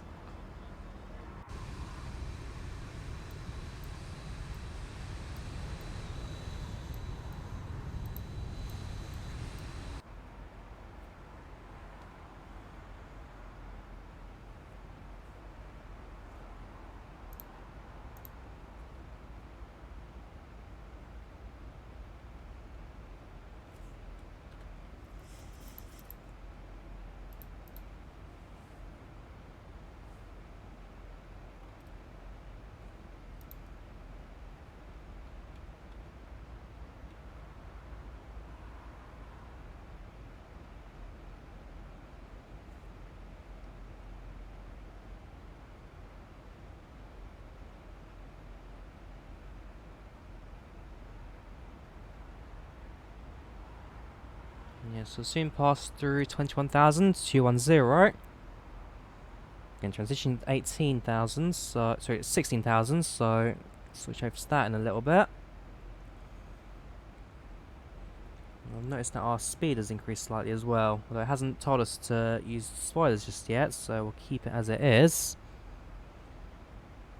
At the moment, the speed does at least help us with timing, keeps on track.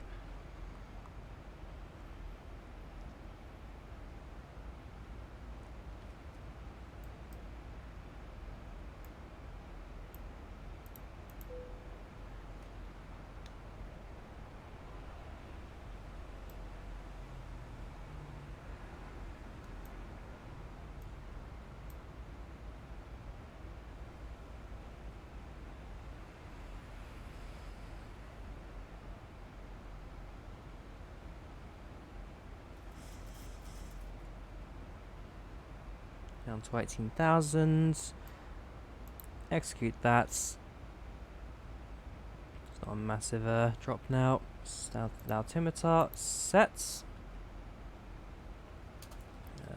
Leaving hold point boil.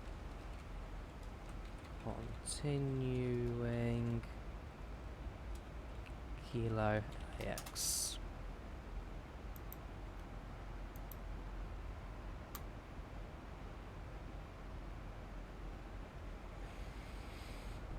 Let's go, happy landings. No worries, man. No worries. Good talking to you. And, yeah, I'm sure I'll see you in the future as well. Quick look down below of San Francisco. The outskirts of it. So it's looking good. Enjoying that from the altitudes.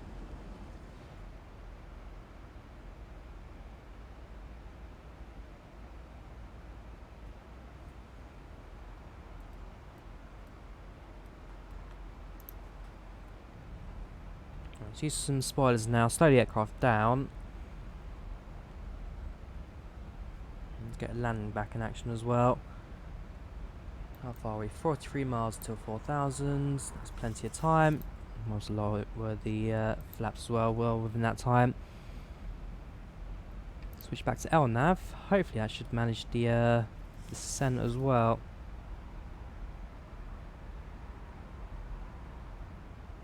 Yeah, spot on. Spot on.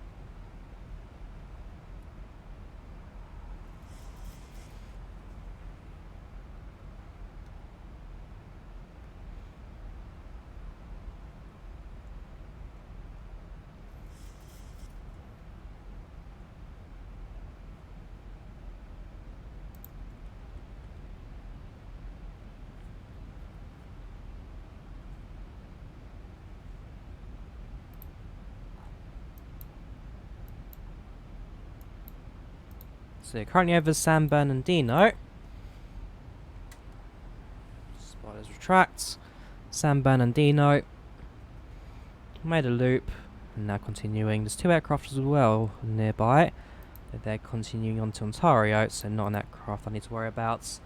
Directly overhead though.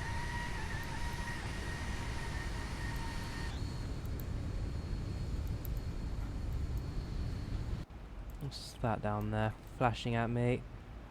It is a... Oh, it's a small airport. Fair enough.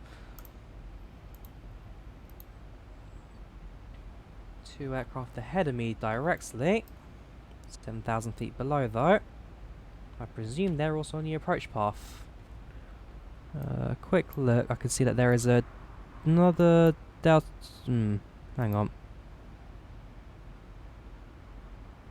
There's a Delta Airlines flight, 351, a 772, just ahead of me.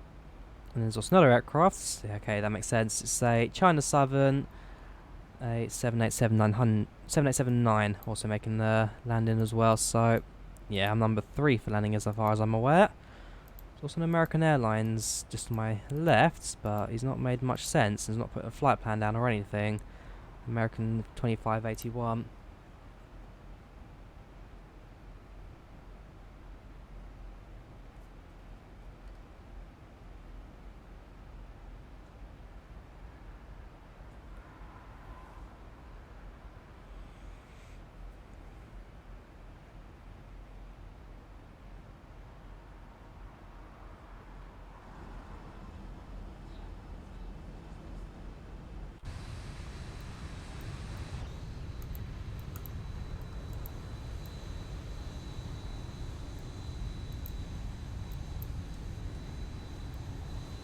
We have begun our final descent into. Flight attendants will be passing through the cabin to collect any trash one final time.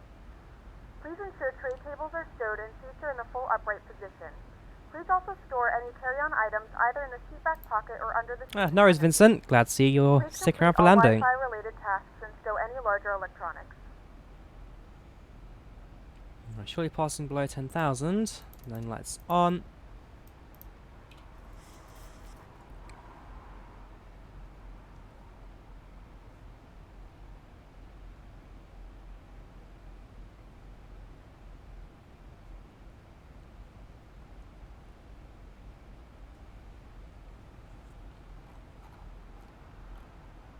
We might even be able to see the airport very shortly as well. Visibility is absolutely amazing today. Can't see the aircrafts on final though. There are 2 in front of me right now.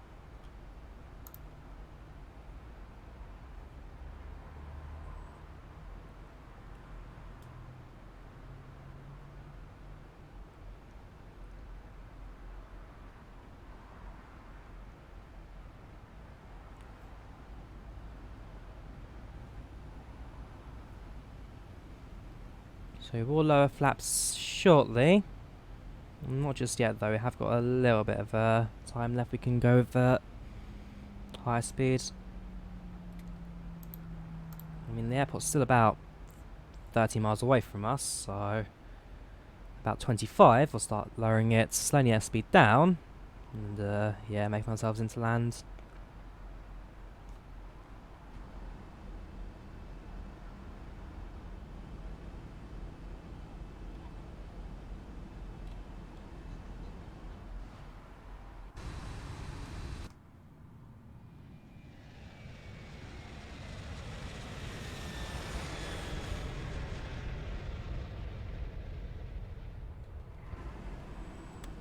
Starting the flaps.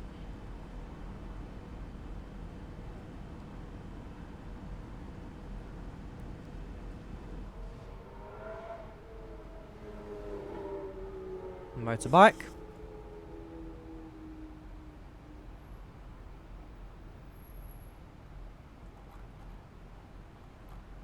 Yeah, you can see where the airport is, just nothing's quite yet loaded up, as we're a little bit outside the load radius there. The airport, as far as I'm aware, is in sight. We know where we're going. Building over there, flashing it as well. This is a set of trees. And that thing. Very reflective. PBR working, I guess. Especially if it's a glass building. Perhaps 2.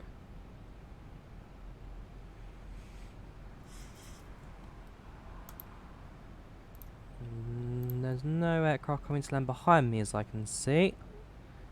The 7-8 has landed, and the 7-4 touches down very shortly. There's an aircraft behind me, although they're at cruising altitude and on our way to Ontario as well, Southwest Airlines 758. And then there's again an American Airlines somewhere to my left. So I'm not sure if that's Project Fly or that's him. I'm guessing Project Fly because I don't see him anywhere. And he's laying on the left hand side. 25 left.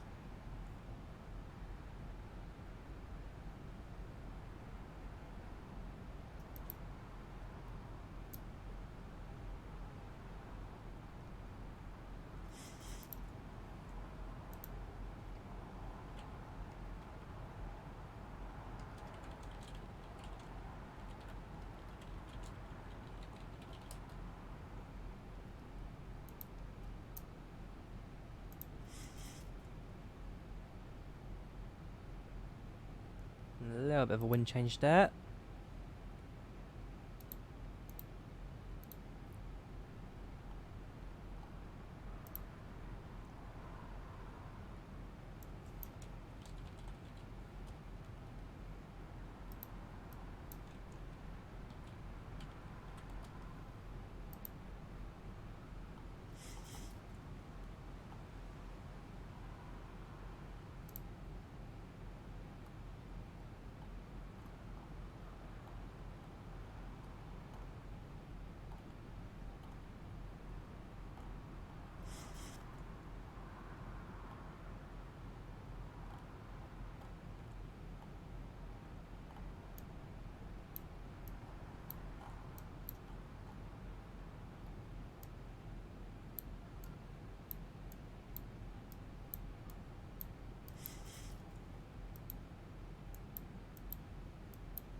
Let's have a quick weather updates. Still cloud scatters at 900, so keep an eye out for those.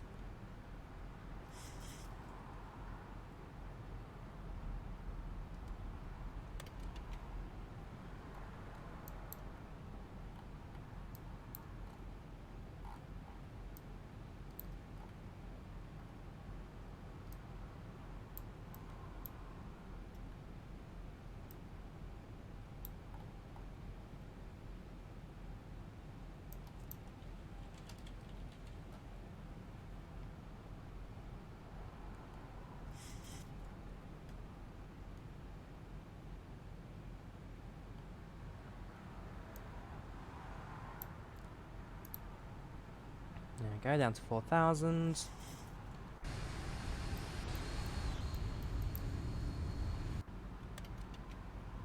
We need to set flaps 30, so we're down to 10, 15, 2 more to go. Continuing descents.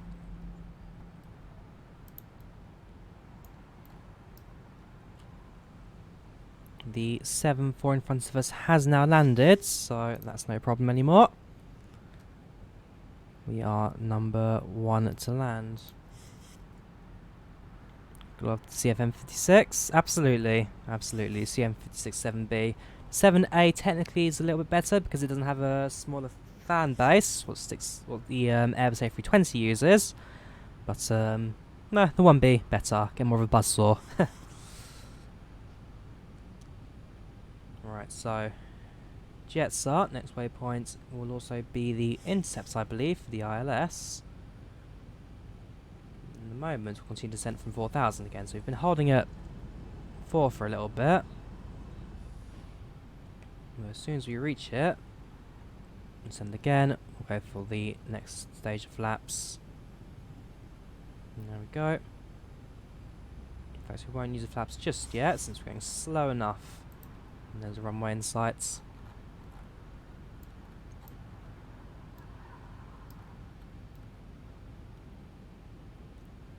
Maybe the terminal will appear as well, because I know that's had a few minor things where the terminal's not quite loaded in properly. This time it has, that's fine. We need Terminal 2 for our flight, since we're a domestic arrival in United Airlines. So United usually use Terminal 2 here at Delta. Delta use Terminal 2 here.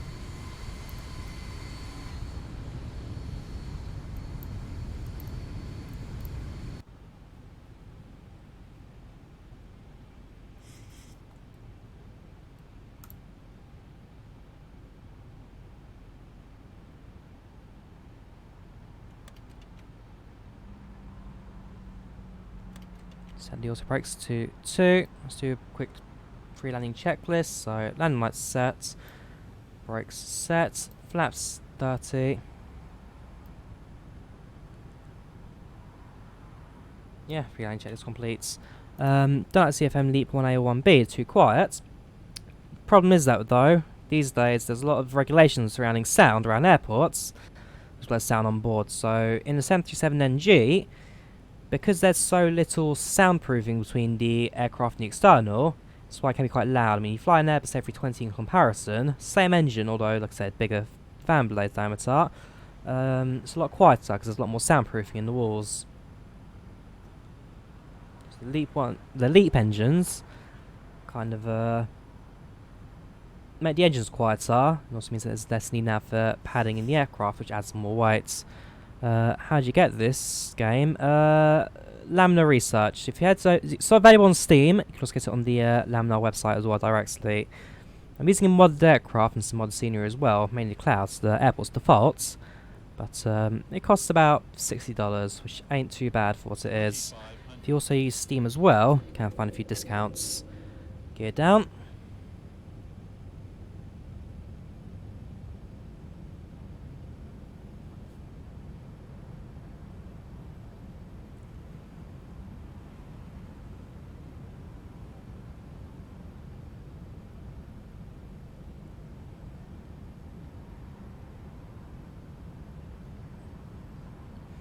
Just arrived from Auschwitz about an hour ago. Okay, sounds good. You've caught me just in time for landings, so do enjoy that. Flying the 739 Delta Airlines. Getting a few clouds scattered at 900 feet, but should be able to manage that no problem. Sets the OR and approach. A little later than I'd like to do, but as long as it's done. On final 25 right, Kilo, Los Angeles.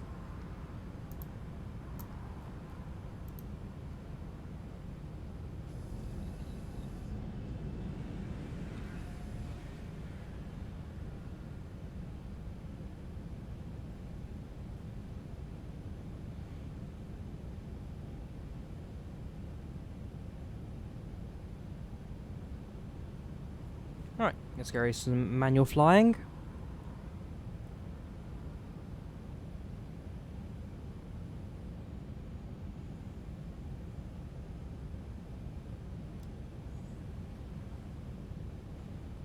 Autopilot, sorry, auto throttle disengage. Autopilot will keep going a little longer since we are fairly stable right now.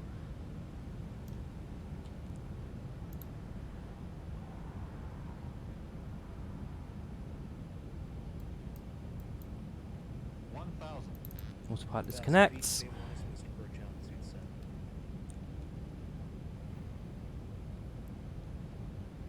Nice and stable. Winds are 5 knots, not quite as calm as they were before. Actually, it's now a bit of a tailwind, so I'll keep that in mind.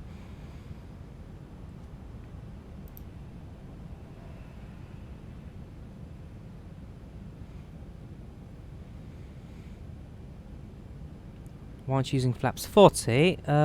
Because the winds and conditions, not at all require flaps 40. It's a long enough runway. 500.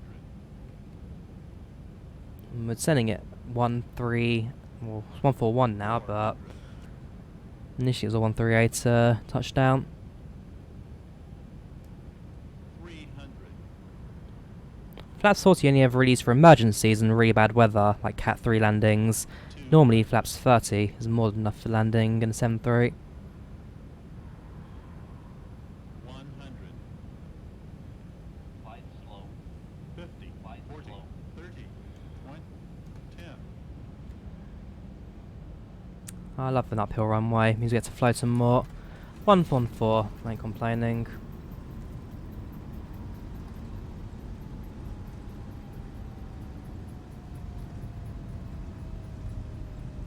knots. 80 knots, first thrust cuts.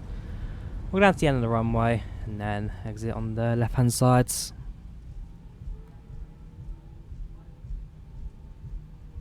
Spoilers down. Brakes come off. And exit the runway. Next point. Terminal 2 ain't too far away from us. We have reached our destination. You can now use your mobile devices. Please remain seated until the aircraft has come to a complete stop and the seatbelt sign is turned off. Remember to use caution when opening the overhead bins, as items may have shifted during the flight. If this is your final destination, we thank you for flying with us. If you're making a connection, we encourage you to check your itinerary to ensure a smooth continuation of your journey. Check the runway. I don't see any approaches coming in, so clear to cross.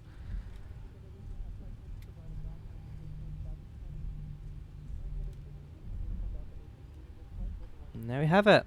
Flaps come up. We make a left towards the terminals. Once we straighten off, I'll just quickly announce that we are clear of the runway.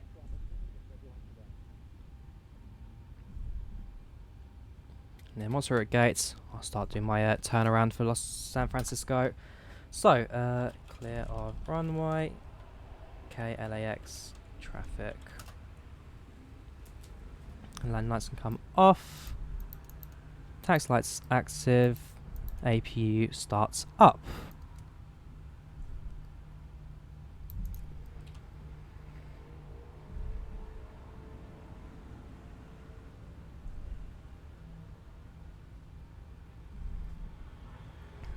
How are we doing in terms of passengers relations? We are 4 minutes early, so I'm not complaining about that. Check your last message. Well, ladies and gentlemen, we'll shortly be landing. Brace for impact.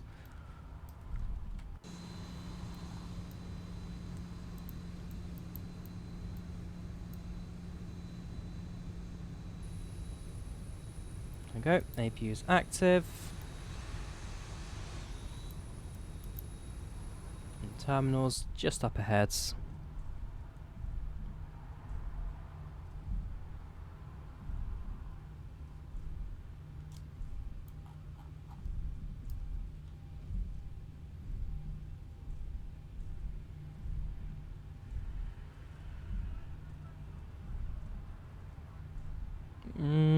Not particularly, I don't get it, no.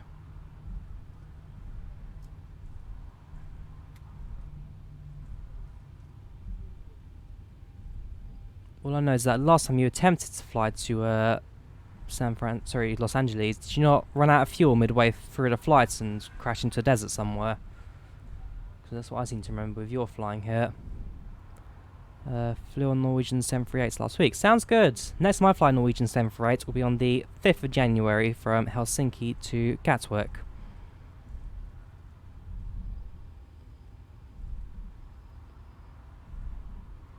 Any games like this that are free? Not to my knowledge. Actually, free flight simulators. Your best bet will be... what's they called? There's a half decent one. I've forgotten what they're called though. Flight Gear. That's it, Flight Gear. So free downloads. And for what it is, it's not too bad. You get the whole world. It's a decent looking world. It's aircraft simulated. Can't complain really. But in terms of pay options, you've got FSX, which is like the cheap one that just about still works. You've got hang on, we've got to make a right here, don't we? Yes, we do. Before I forget, this is Terminal 2. So you've got FSX, which is like the basic kind of standard flight simulator. It works, nothing special, but if you want to fly around, then that's good enough for anyone. You've got XP11, which I'm using right now, which is very good for what it is, although systems-wise it can be a little bit lacking on some planes. And you've got P3D, which is fantastic for aircraft for systems, but not great for like flight dynamics and certain things as well. It's going to be a very rubbish parking job, this, I can tell you that already. Worst parking job I've done in a long time. Ooh, I don't like the angle of this one at all. Let's push for a little more.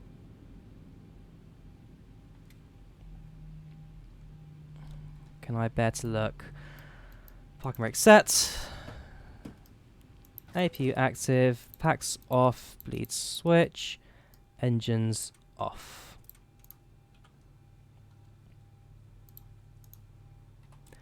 Ladies and gentlemen, we welcome you to Los Angeles. Thank you for flying with Delta Airlines. We hope you enjoyed your flights, and we shall be deboarding the aircraft very shortly through a jet bridge at the front. Cabin crew, disarm doors and cross-check. Welcome to Los Angeles. Generic public address, that will do. Ladies and gentlemen, we welcome you to Los Angeles. Thank you for flying with Delta Airlines. We hope you enjoyed your flights, and we shall be deboarding the aircraft very shortly through a jet bridge at the front. Cabin crew, disarm doors and cross-check. Welcome to Los Angeles.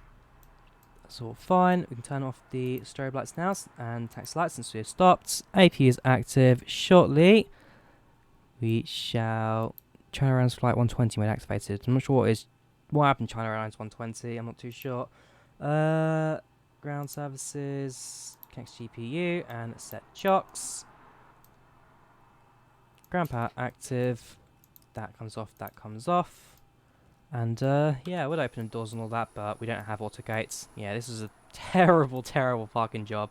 In fact, the original angle probably would have looked quite nice. Well, we can live without that, I guess. So, passengers will start deboarding the aircraft very shortly. In fact, we'll be able to do that from here. Expedite boarding. We'll see what we can do. And No expect promises. arrival 30 seconds ago, which is perfect. Passengers are leaving the aircraft. About as good as you can get, really. Quite happy with that. So if we end the flights on, end this flight first. Head of schedule, soft landing, extreme taxi conditions. Come on, guys. No, the parking wasn't great, but that wasn't too bad. That was not safe taxiing. Definitely recommend you at work. Totally telling my friends about this airline. What can you expect, really? I'm happy with that. Right, I'll set up for the next flight in just a second. I shall also now end the tracking on Project Fly, complete flights. That I'm happy with. We'll go through that later. And if I now disconnect from X-Squawk box, have a look at the replay before we now start the second leg of the flight. So, from passenger view.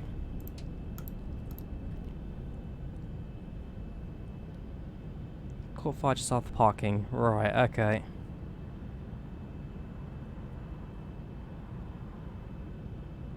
So it was 114 feet per minute touchdown.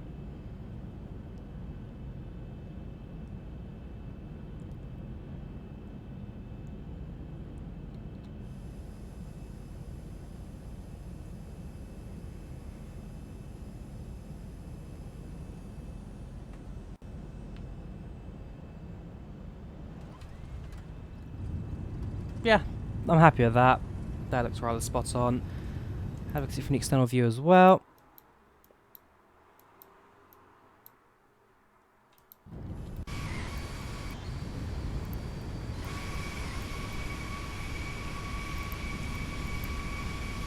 Delta Airlines 739 on short final into Los Angeles.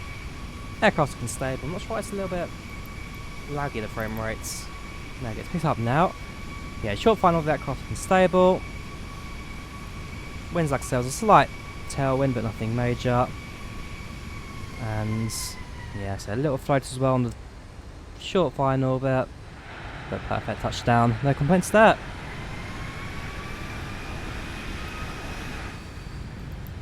Sense line, not exact, but fairly direct there. So it'll be interesting to leave one of these houses, especially with landings every like 20 seconds there. Right, so passengers have left the aircraft and whatnot. So we're on ground power and all that. Co-pilot side has disconnected, is it? Oh. There we go. As long as the APU didn't disconnect and all that, so we should be alright. Overhead looking fine, that's all looking fine, that's all looking fine. FMS has reset. Perfect. So, let's program our second leg, shall we now? So, Squawk Box, we will connect once more as Delta Airlines flights. Go back, we've already got a flight sorted. 129. Connect. Plugins, Squawk Box, send flight plan, and we are flying from KLAX. Let's bring up the information I require, which is this one. KLAX to KSFO. Alternative is Sierra Mike Foxtrot. I'm not sure what airport that is. cruising at 3.6, a little higher than this one. And their speed's fine. Departure, Zulu will be, we set 2100, didn't we? So, be a little, a little late on that one. It's alright, 20, 30. Since no need to line the RS and all that, should be alright, quick turnaround. 1 hour 35 the flight time is today, so I have 2 hours and 10 minutes of fuel on board. An hour waypoints, there really aren't that many of them, it's just directs to 2 places. Right. Project Fly, we'll start the tracker for that, I guess. Set active and fly now. And packs, as before, set this all up. So K lax to K SFO. Whoops. And what was the alternative again? It was kilo. Where is it? SMF. Flight time is 1:35. Cruising altitude is 36,000. Light number. Oh, time till takeoff. Sorry, yeah. I was confused why I didn't put that in. I'm going to depart in 23 minutes if possible. Delta Airlines. DL 129.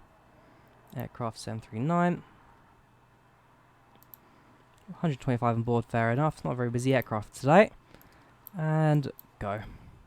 So passengers now start boarding as we continue our turnaround progress. So yeah, fairly empty plane today. We'll go through the passenger list later. Right, let's go through the leg setup, shall we? So origin is Kilo Lax, LAX, to Kilo San Francisco. Welcome, Sebastian. How you doing? From Abuja to Lagos. At some point we will, not today because it's getting on a bit right now. It's 9 PM and after this I'm going to go to bed because I've got quite an important day tomorrow. But at some point I will definitely do it. If you're on my Discord server, join my Discord, and then at some point in the week just ping me a reminder. I'll happily do it. 24 right departure. Not yet. We need to set the fuel for this one. So back, fuel, and we need, because this is in kilos. Hey Google, 6,069 kilos in pounds.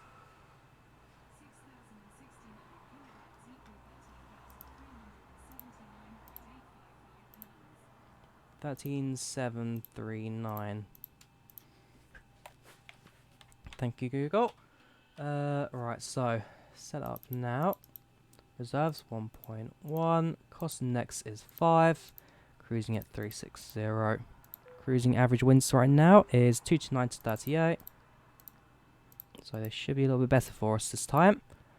M1 limit, set that. Takeoff, we'll use 10 flaps again. Center gravity set 1, 2, 3. Only 125 rotates, but again it's quite an empty aircraft, so I'm not expecting too much today. Next thing is go through the routes. Nice and simple. First waypoint is Stoked. STOKD. To Surfer. SERFR. Done. Activate. Done. Let's say it's not a very long flight at all, so I'm not expecting too much. Whoops, this is a Boeing, not an Airbus. Departure will be via Summer 1, which is not available to me. No. Okay, so first waypoint is Stoke. So this is Stoke to Park Drawyah. Worst case, we just depart without a SID. Could be a SEBI 1.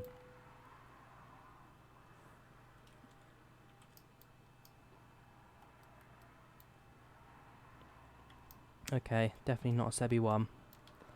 Although, what is that waypoint I'm looking at right there? Hang on, I go to plan mode, don't I? Zoom in. So, step.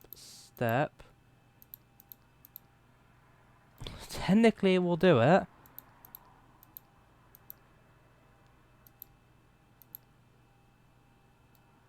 Technically. On behalf of the cabin crew, I'd like to welcome you aboard our flight. As you find your seat, be sure to place your No, larger not that, carry-on sorry. I items want to in the keep overhead Sebby. bins and smaller items underneath the seat in front of you. If you have trouble finding a location for any of your carry-on items, please use the flight attendant Get rid call of button Dag. over your seat and And somebody accepts will that. assist you. If the overhead bin is full, please make sure you close it as a courtesy to other passengers.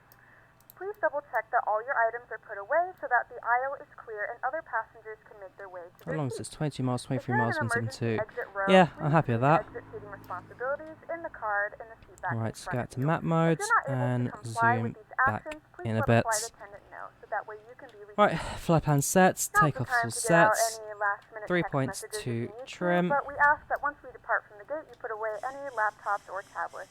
Thank you, and welcome aboard. Wishing flights to Lagos. Sounds good, man. Sounds good. Like I say, just drop me a reminder and I'll definitely do it. Right, that's all set. Flaps will do once we push back. 125 rotate we've already set. 36 on the overhead since that's our cruising today, as well as on the altitude panel here. Once we've done that, we'll say welcome to the passengers and then start our pushback. So, good afternoon, ladies and gentlemen. This is your captain speaking on the flight deck. We welcome you aboard this flight to Delta Airlines 1, 2. Hang on, modify that and cancel. I've actually forgotten the flight number. In it, ref, I should change the on-stream information as well so you guys are updated because we're now flying from KLAX to San Francisco on Delta Airlines. Why can't you have this information when you need it? Delta Airlines 129. 36,000. Apply that. Let's update. Go for the introduction again.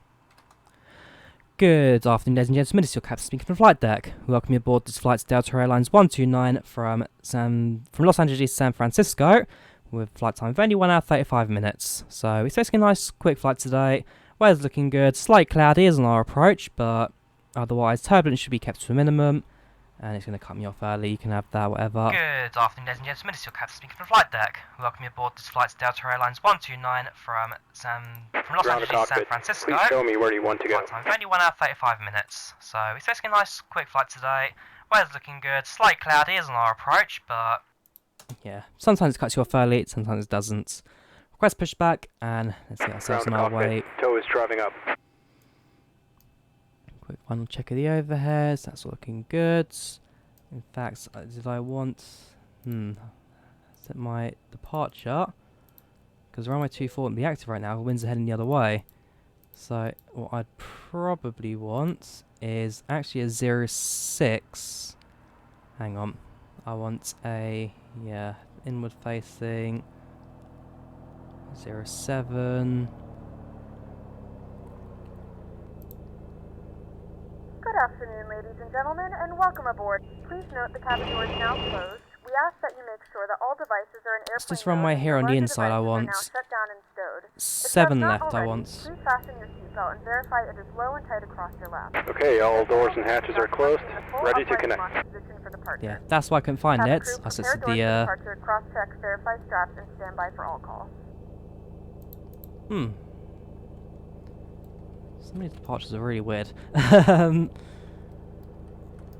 So yeah, first, no, get rid of vector, so it's SLI, depart, SLI, left turn, okay, that makes more sense. It's a very awkward turn, but the aircraft will make that, so that's what he wants. Aircraft's being lifted, stick it on there again, it'll be 125 still rotate, we're just now departing from 07 left. Push and start. Tow connected and bypass pin inserted. Release parking brake. Kilo blacks, ground, push and start, and taxi to runway 07 left. Release parking brakes, let's get going. Starting pushback, and you may start engines. Woo, nope, hang on, not yet. Whereas the AP's not on, so we couldn't actually do anything just yet anyway. start up the APU, and then we'll start our pushback. Thank you, better pushback for not punishing you. The moment it says you're ready to push back, as long as parking brake's active, it won't move us. We'll start up the APU. I've realised I forgot something. The light's not active, so start up the APU, then we'll push back. There we go. See what signs are active as well. Strobe lights are ready to go. Give that a second to align.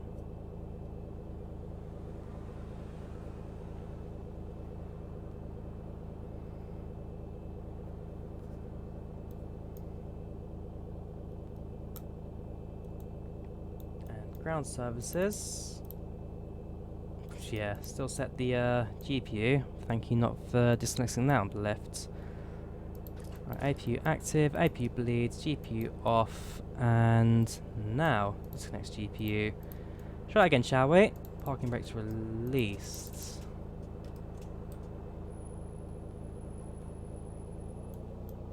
Left fuel tanks stay on, right we turn off, and start.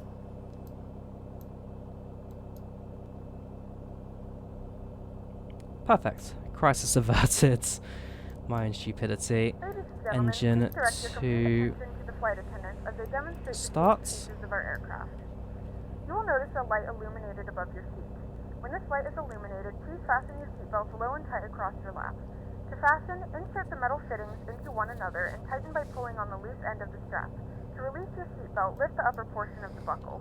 We suggest that you keep your seatbelt fastened American throughout Airlines the flight and as you may experience unexpected ASA to turbulence. my right hand Please side, take a on the few other side of the moments to now airport. Keep locate an eye one out of for the several them once emergency we our exits on this taxi. aircraft. In some cases, your nearest exit may be behind you. In case of an emergency and we need to evacuate the aircraft, there is lighting on the floor that will guide you towards the exit. In the event of a decompression, an oxygen mask will drop in front of you. Engine 1 To start the active. flow of oxygen, pull the mask towards you. Place it firmly over your nose and mouth, secure the elastic band behind your head, tighten the straps if necessary, and breathe normally. Although the bag does not inflate, oxygen is flowing to the mask. If you are traveling with a child or someone who requires assistance, secure your mask on first and then assist others. Keep your mask on until a member of the crew advises you it is safe to remove it. In the unlikely event of a water landing, a life vest is located in a pouch under your seat or between the armrests. When instructed to do so, open the plastic pouch and remove the vest. Flip it over your head. Engines Wrap the both straps on. around your waist and Engine buckle up power the front. active. Pull the strap to tighten. Bleed To inflate the set. vest, pull APU firmly on the off. red cord, Fuel only when flow exiting the on. aircraft. If Packs your life vest active. does not inflate automatically, Operation blow complete. into the mouth Set to parking trigger brake. manual inflation. Parking brake This set. vest is equipped with Apologies a for the window delay. Disconnecting tow. If Stand by. necessary, your seat cushion can be used as a secondary flotation device. Pull the cushion from the seat, slip your arms into the straps, and hug the cushion to your chest. Once again, all devices must be in airplane mode and your larger devices must be turned off and stowed at this time. Please securely stow your personal items. Make sure your seatbelts are fastened and seat backs and tray tables are in their full upright position. We remind you that this is a non-smoking flight. Tampering with, disabling, or disconnect. destroying the smoke detectors located in the lavatories is prohibited by law. All of this information can be found in the safety card located in the seat back in front of you. Please read it and let a cabin member know if you have any questions. Thanks for flying with us again, and we hope you enjoy your flight. Ready to go?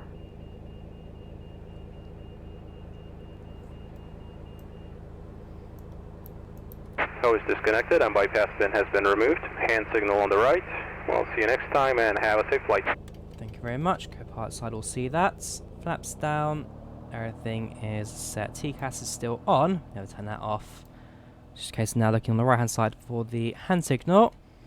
And as soon as we got that, we'll then make our way down to the runway. It's a little bit of a taxi to get there, but not particularly long today. I think the Salt Lake taxi, thank you very much, Salt Lake taxi was a little bit longer.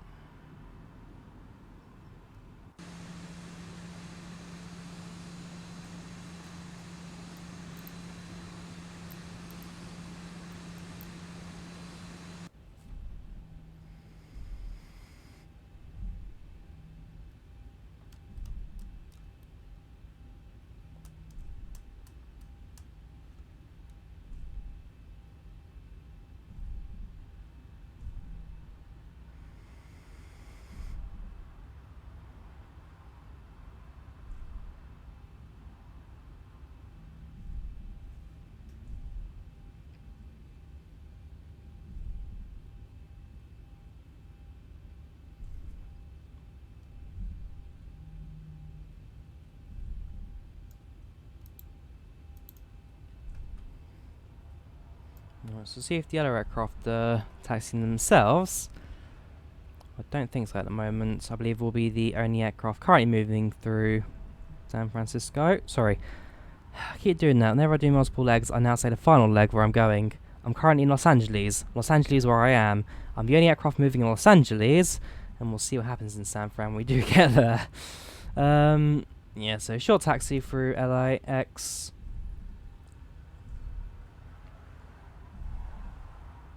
Do we make a left now? Cut through the airports. Yes, we do.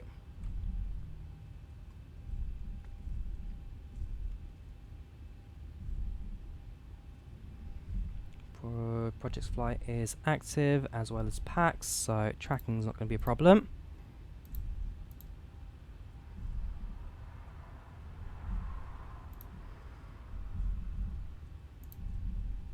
Stream's still live, all looking good. So, yeah, the ASA and the American are both still sitting there. The fuel truck cutting out a path there. A little bit dangerous, but hey, we're in America. These guys live off danger. Yeah, so right hand turn right at the end there.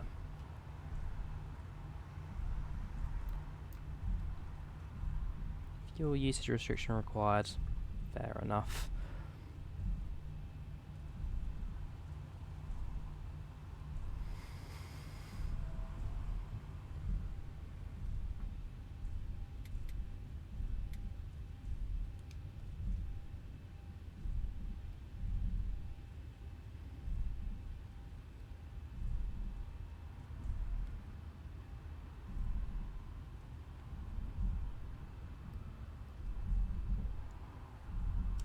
I should probably have my tax lights on as well at this point.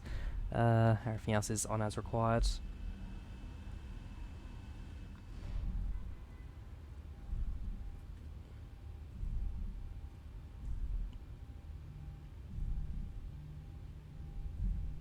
Right, and after only about 10 minutes turnaround, in reality it'd take a little bit longer to shove passengers off the plane and get them on board again. But after a quick turnaround, back on the runway at Los Angeles, and back in the air, again heading south.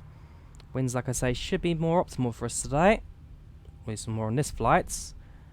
And it was 1 hour 35 estimated. We could probably get there in about 50 minutes if we're lucky, so hopefully the winds are on our sides. Holding shots.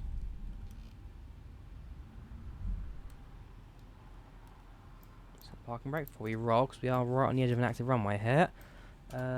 K lacks traffic. Ready to depart. Runway 07 left. Landing lights on. Turn off lights on. Taxi lights off. Rejected takeoff brakes set. Flaps set. Flight directors on and on. All looks good. Wrong runway.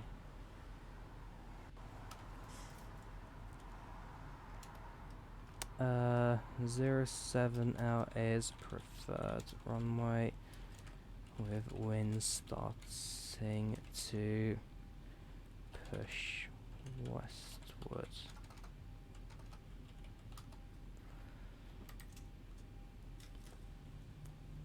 Right, down to the runway.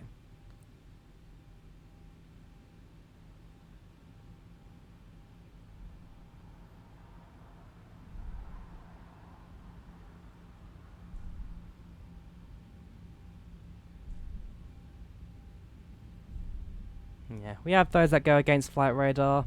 In my case, like I say, I prefer to take off from here. There's no other traffic in the area. It's not a bad thing. If it's like you're lying into Heathrow of an active tower, then there can be problems. As long as it's the runway for departure, should be alright.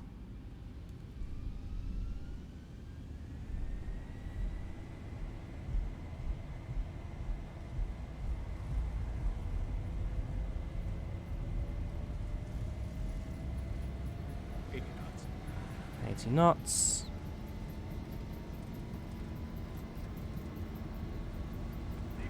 V1, rotate. Gear up.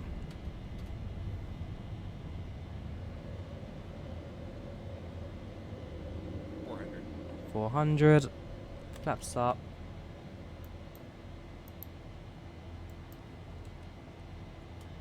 Uh, 269, 10. Aircraft's going a bit of a high rotate there.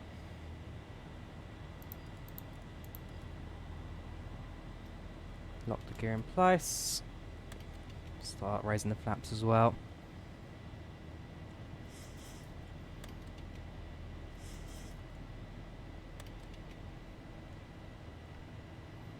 Right, that's all sorted. LAX now behind us. Bar departure, we're now pushing away from traffic. See, there is an aircraft to the left there. I'm on short final. Who are you? ANA 267.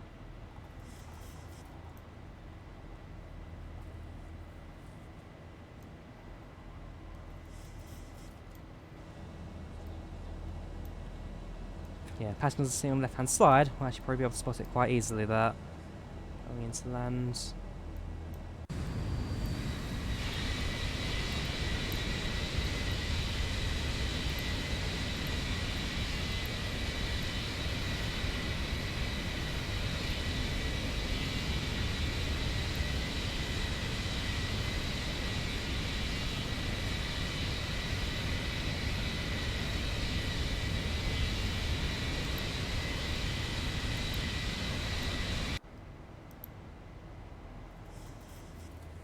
Couple of minutes, we'll start a left-hand turn. That'll cut us across the arrival path, though. Looking at the map, there is no actual aircraft. Yeah, no aircraft coming to land at the moment, other than that one we spotted. So, who are you? You are okay. You're actually coming into land at Los Angeles. We'll make a left turn shortly. We'll be cutting across about there. So, yeah, you will be a lot higher than you're not. Clearing you with no problem. And then after you, we've got this 7-4 coming KLM. 7 minutes away, but again, we'll clear him no problem by the time we make that left-hand turn. That's passed through 10,000. Ladies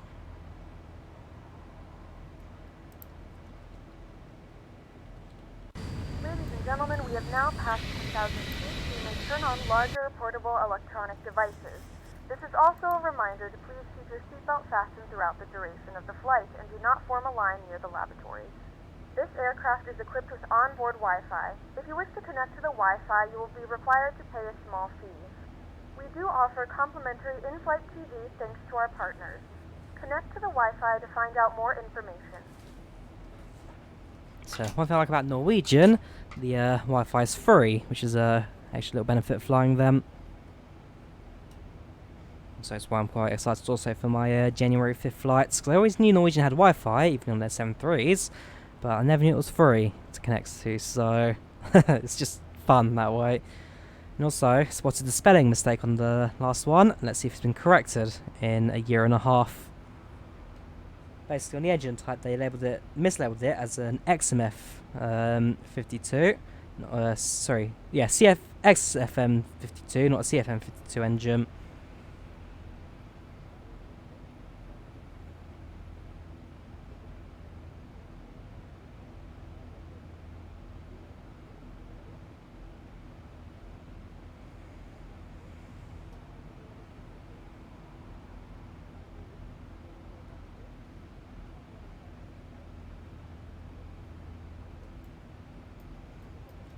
Right, let's start this left-hand turn, shall we?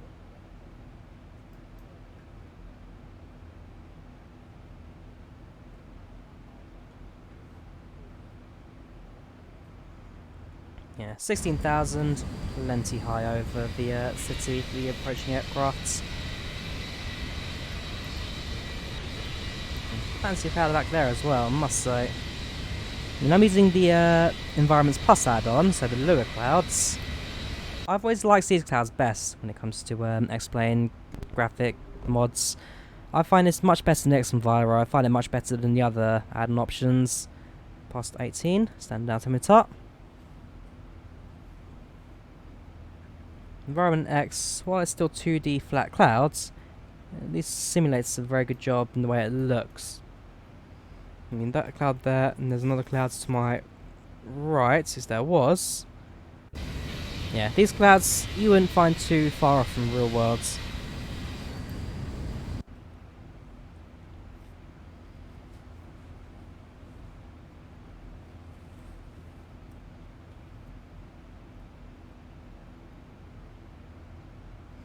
Yeah, as soon as we finish this turn, I will then turn off seatbelt sign and, yeah, let passengers start moving around the cabin a bit. And like I say, it's very much a pinhead turn, that, so just need to cross paths with that. Top to climb, only about 40 miles from this point.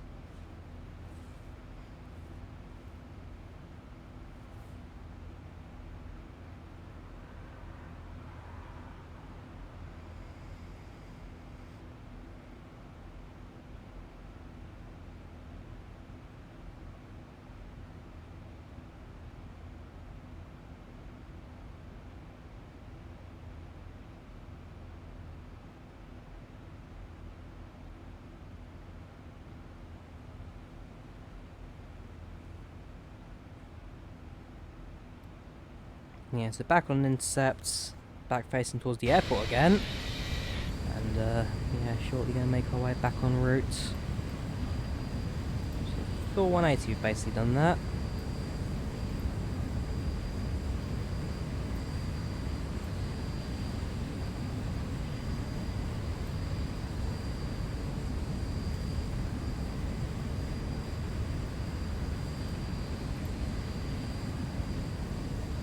Can't you fly another airline? I can do. I fly all the other airlines all the time. Most of the time I fly Ryanair. That's the airline I probably go for the most. But I've done a few British Airways flights in the past, so I'm doing Delta now. Who else have I done in the past? I've done a Qantas flight before. Here's my fleet, shall we? Yeah, I've done TAP Air Portugal on 2 flights. Done a few British Airways and Finnair flights. Done British Airways again, said I did 1 flight a little while ago, one of those though. Ryanair do a lot, Delta Airlines doing now. Japan Airlines I've done once, 787, I should probably do another at some point soon. Yeah, Qantas as well done. I've done an Olympic Airlines Q400. And I don't mind really what airline I fly for, it's really, like I say, what people request. But whenever I do a stream, I like to kind of like keep it continual, I guess. So in my case, fly to one airport, land another one. If I'm doing a second flight, I'll do a turnaround. I mean, next weekend I'll do an A319 flight. I'll do 2 of them. One in AirAsia, one in EasyJet. Do it in the Airbus A319, 2 rather short flights. And that'll be on Saturday evening UK time. So if you want to tune into that. But like I say, if I'm doing multiple flights, keep it continual. If I'm doing the same aircraft exactly, or same aircraft type. So in my case, I wouldn't jump from 73 to A319, just for the sake of keeping things familiar. I mean, while it's easy to do, jump between the 2, especially when you know, I guess, the insides and outside of the aircraft, know what you're doing, it's just easier to kind of manage it in this way. I mean, initially I only planned to do 1 flight. I didn't plan to do the whole turnaround thing, but yeah, some people wanted a second flight, so I thought, if that's what you want, I'll happily do it. And like I say, stick it on Discord if you want me to do it, and then I'll do it. Discord's usually the best place to get to me, 24/7, 365. If I'm at work, if I'm at home, if I'm asleep, stick it on the server and I'm happy to do it. Especially work. Work's not too busy at the moment, so had a bit more free time, we'll be honest. Probably a bit too much. Well, there's Los Angeles. Passing straight overhead. And now we start with our journey to San Fran.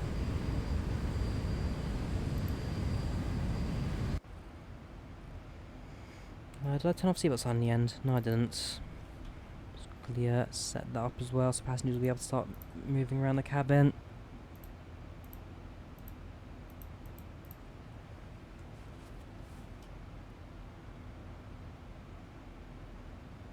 The flight crew turned off the fasten seatbelt sign. You can now get up and move about the cabin. However, we ask that you keep your seatbelt fastened when seated in case of unexpected turbulence.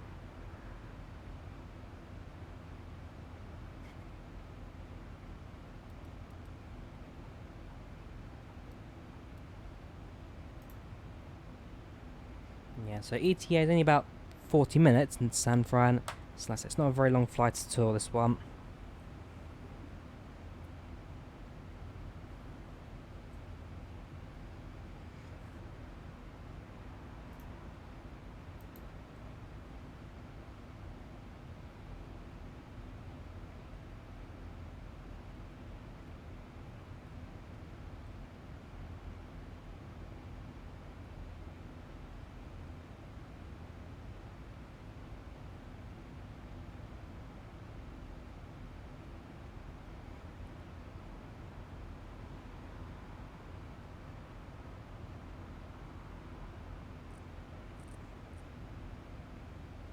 Bit of the weather change there. I cross a tiny bit, nothing major.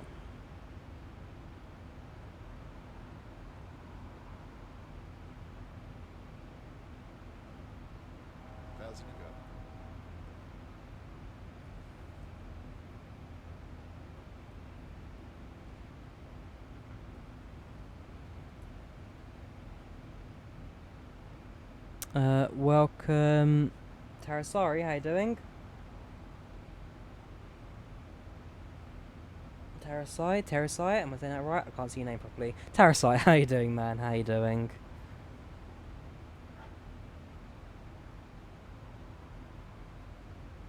Oh, I'm sure I've seen you in a previous stream before. Why are you still climbing? We're cruising at 36,000. There we go, yeah. 36,000 we're cruising at. Now second leg to San Fran. Is our landing lights ever turn off? No, they're not. Turn them off now. Too busy watching the ANA landing. Forgot to turn them off.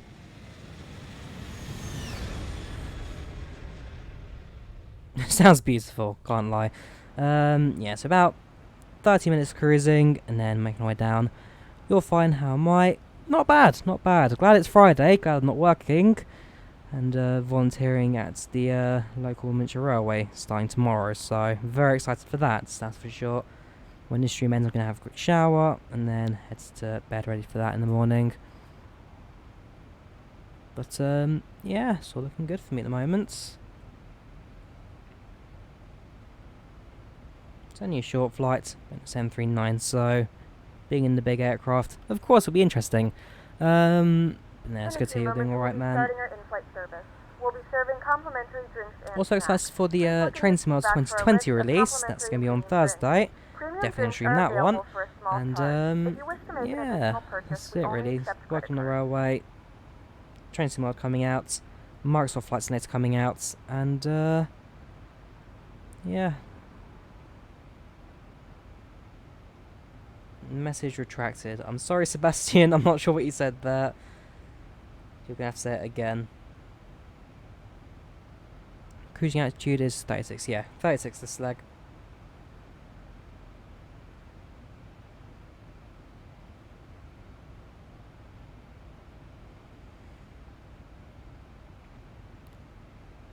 Can't wait for Train Simulator 2020. Absolutely. Sounds like a lot of fun. I mean, they're bringing in the new US route as well. The well, actually is going to Los Angeles. I'll double check where it's starting off in a moment. But yeah, we've got another route coming in. We've got the new like career 24-hour mode coming in as well, which sounds very interesting. As well as tutorials being completely redone. Am I a real pilot? No. I am in training. I am NPPL type in training, but I'm holding off a little bit because of finance issues. I can't finance it at the moment, so I'm going to delay it by a year, have a bit more money on my side, and then carry on training. But yeah, I'm only going to do a hobby license. I'm not going to go proper professional aviation. As much as I'd like to, I just don't have 80,000 to spend. And yeah, there's a lot more I could be doing as well with it. If I got the offer, I'd take it, but not yet. Not yet.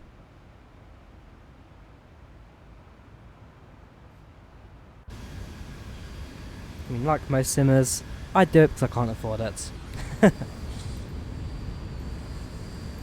so flying along the coast of the US there, of the Pacific.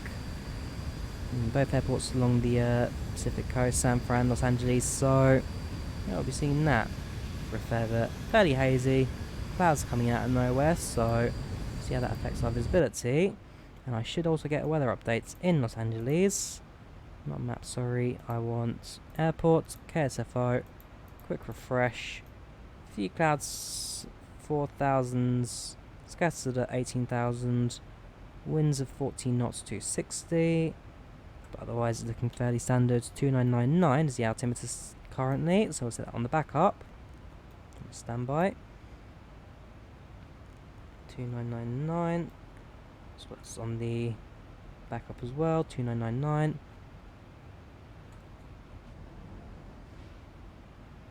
And in terms of runway for landing, I'll get a quick head start on that. Here's a Virgin America actually in the opposite route, KSFO to KLAX. They're in an A320. That's I can show you on screen there. So yeah, they're doing KSFO to KLAX. We're doing the opposite. KLAX to KSFO.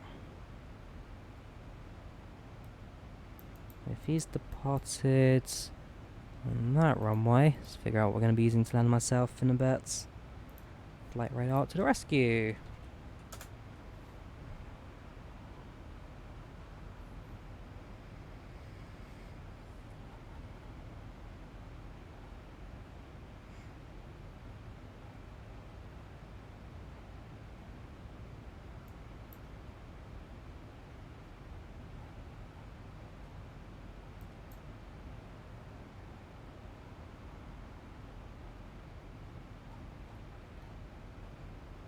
Ooh, quite a few aircraft in the real world currently waiting here.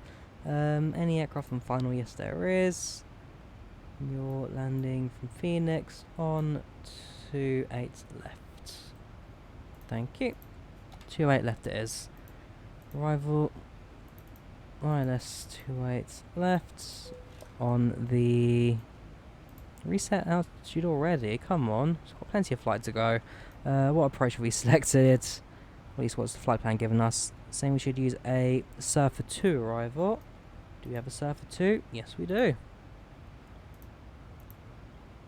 That just comes on automatically. That looks good. Perfect. Game looks really cool. Might ask Mum to get it for PC. Sounds good, man. Sounds good. I like Explain. Some aircraft can be a little more fiddly than others, but if you know what you're doing and you're interested in learning, then Explain's certainly a way to go. And also you've got quite a few really well-made add-ons as well for free. So in my case, this one, the 739 Ultimate freeware add-on. Also have the Zybo 737-800 freeware. What other freewares have you got? You've got a few General Aviation aircraft freewares, very good quality. Explain, if you want a cheap sim but lots of good payware, go for either FSX or P3D. If you want a fairly more expensive sim, but I guess a lot more dynamic for flying and a lot of good freeware behind it, then Explain send you sim. Change your name from Trainboy and Tarasai. Yes, that's why I was a little bit wondering where you'd come from, but no, I do remember you, Tarasai. I do remember you.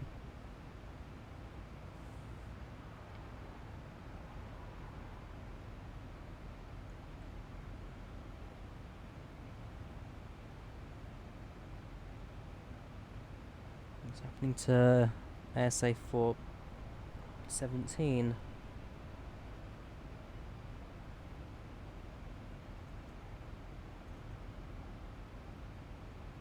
Yeah, Canada's pointed something out, but I'm not quite sure what they've pointed out. Keep an eye on the comms. Watch where you're going. Ah, right, okay. Obviously there's a bit of conflicts on the ground at Los Angeles. Fortunately we've departed to avoid all of that.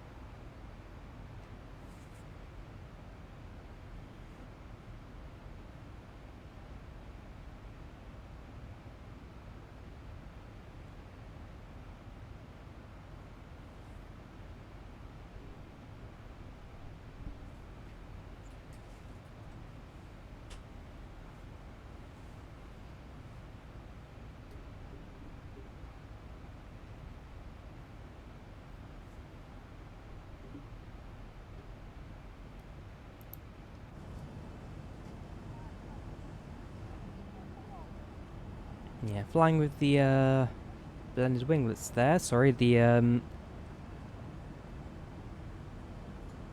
I forgot the name of them.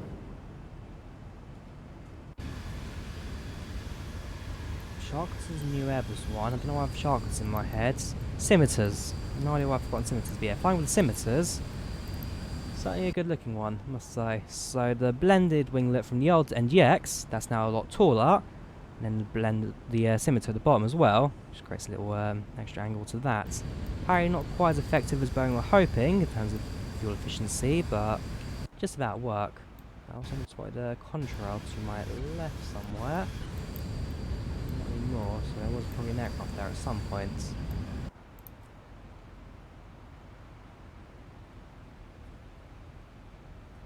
Yeah, Air Canada is not too happy with ASA.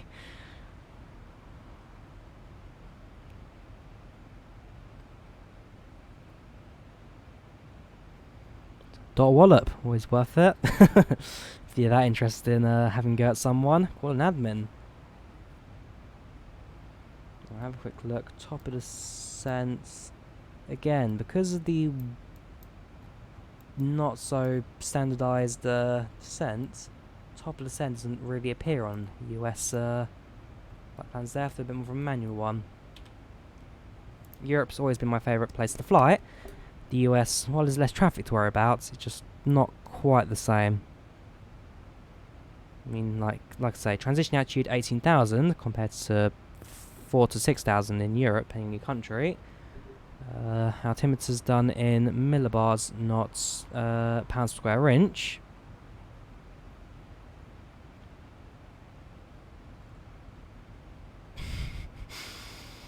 And you get this stuff over Unicom. Not going to debate over Unicom frequency, sir. Will not be responding after this. Ooh, I wonder if I can do the I hope it works.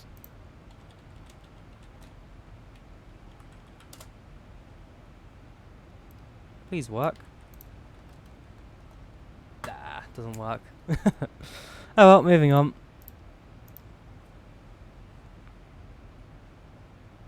Yeah, smiley face, shrug shoulders type. I do enjoy it.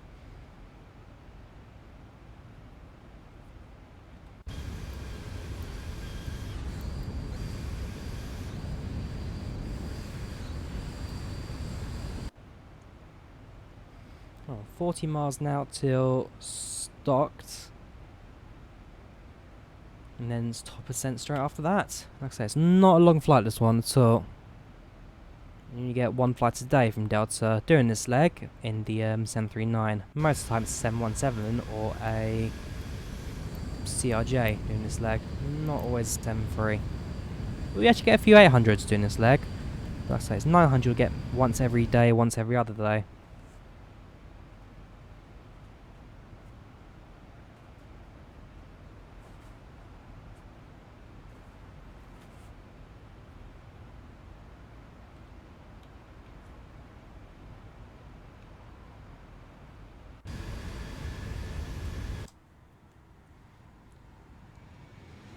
November 1981. I presume they're going to be either a private or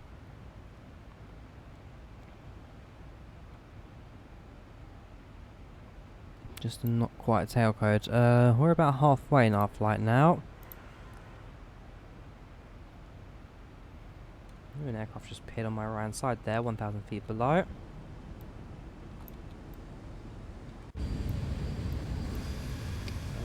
Not visible though.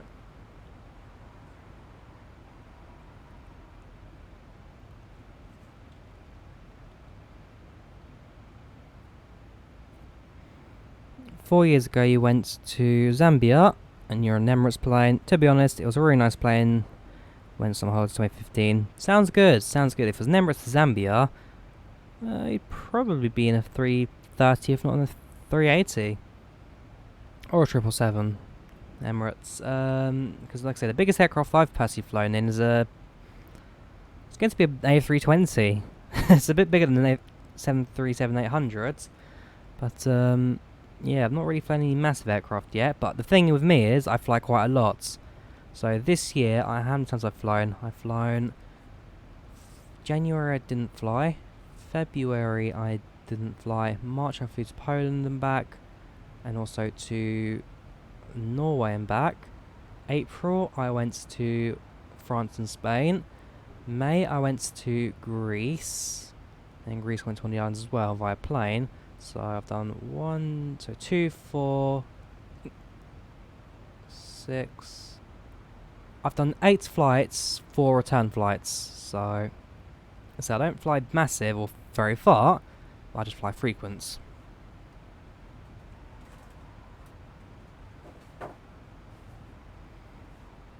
And the next aircraft I'll be flying will be an A320, and that'll be from Gatwick to Milan. That'll be December 21st. And on the same day, I'll fly from Milan to Lappeenranta on the 737-800 Ryanair. And then on January 5th next year, return to Gatwick from Helsinki in a 737-800 Norwegian. Biggest aircraft you've flown on is a 777 from 2015. Oh, you haven't flown from 2015? Oh, God, 4 years in that. I fly every year, basically. The older I am, the more I've flown, but I do fly at least once a year. Next year I'll probably be a little more relaxed in terms of where I'm going, but regardless, she'll still be pretty good. Yeah, I haven't flown a real flight since 2015. I haven't flown a real flight since May. So, bit of a difference. Bit of a difference, my friend. 3 months, 5 years. Had XP7. XP7? Gosh. Yeah, XP11 is a hyperistic. XP11 blew the whole XP11 series out of the water. And because there hadn't been a flight simulator for like 10 years, FSX not releasing anything, people moved on to P3D, but even then it was still kind of like old-fashioned old graphics. Then the XP11 trailer dropped, and wow, this blew everyone away. I mean, even now, it really doesn't look too bad. Fantastic job at this that Laminar have done. It's a good looking sim. It's a really good looking sim. Sounds great too.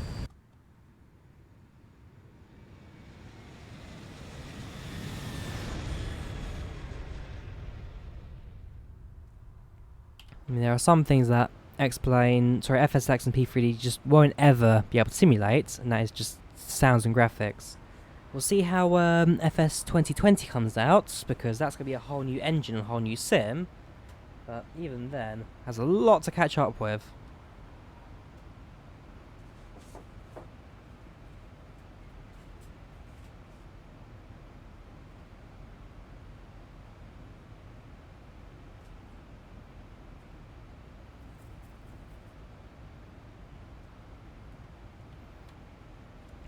What I'm gonna do is a little bit naughty, but yeah, as soon as we reach this next waypoint, actually maybe not. No, keep it at that. Altitude we need to be down to is what is the intercept of San Fran? It's coastal airport again, so it's gonna be quite a low altitude one. 1,800, so 3,100. Yeah, 1,000 will do again.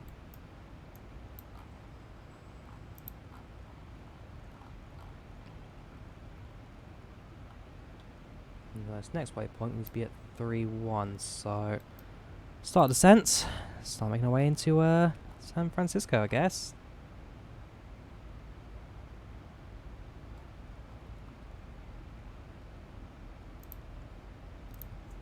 Still a few arguments going on over Unicom. It's not a peaceful day at the moment.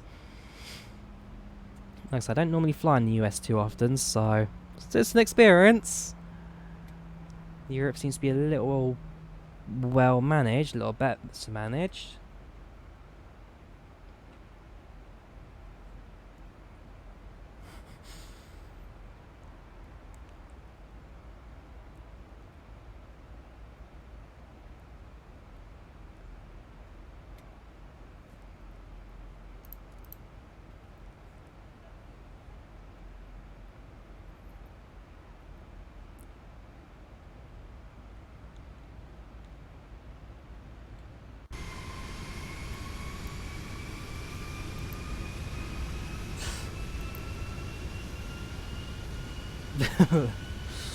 Button, What context? Who are you arguing with?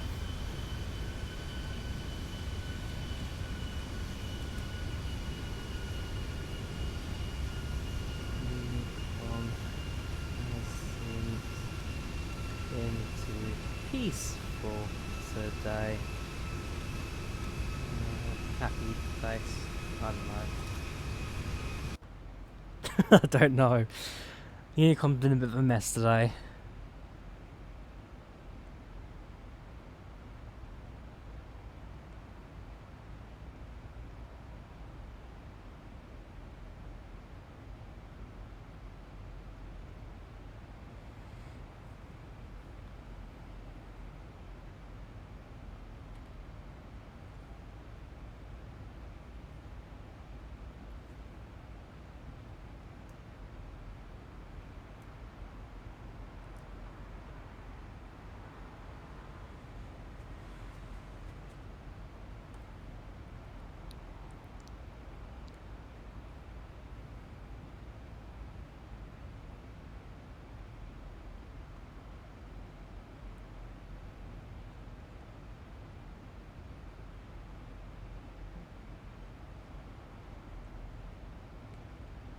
Yes, we're slowly continuing our descent.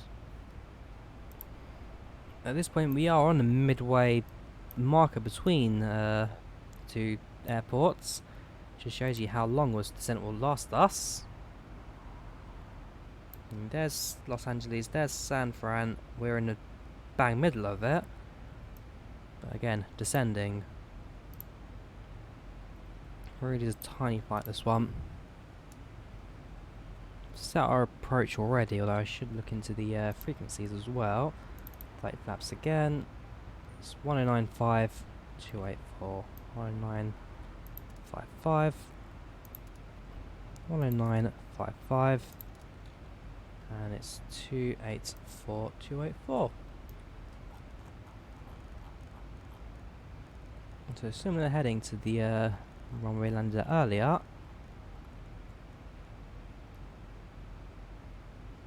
Let's also have a look at which terminal I use at San Fran. San Francisco Delta Gates. Domestic Terminal 1. Sounds good.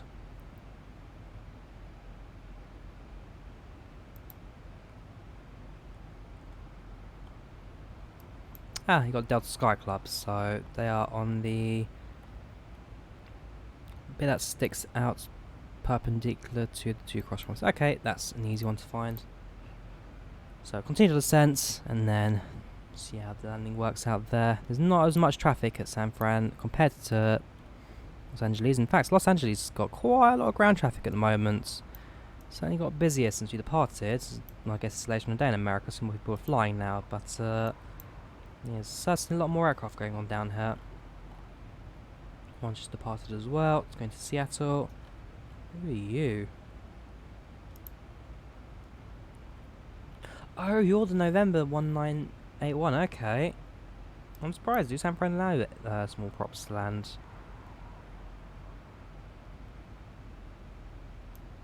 Estimate time is 1 hour 37, so apparently it's still quite a fair bit off. But, I was going to San Francisco, not John. Oh, okay, sorry, no. San Fran is landing at. There's even less chance of him landing then, isn't it? I don't know. So Orange County, it's got a fair bit left to go. I mean, our ETA is now set to 15 minutes. Again, ain't long at all. Ain't long at all.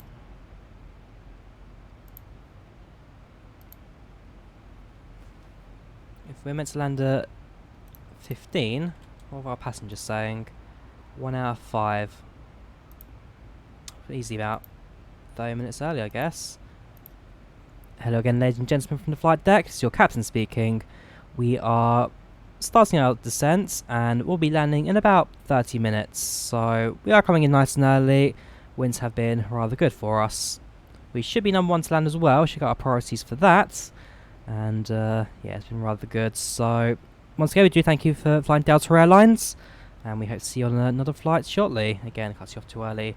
Head of schedule, 30 minutes. Hello again, ladies and gentlemen from the flight deck. This is your captain speaking. we are starting our descent and we'll be landing in about 30 minutes. So we are coming in nice and early.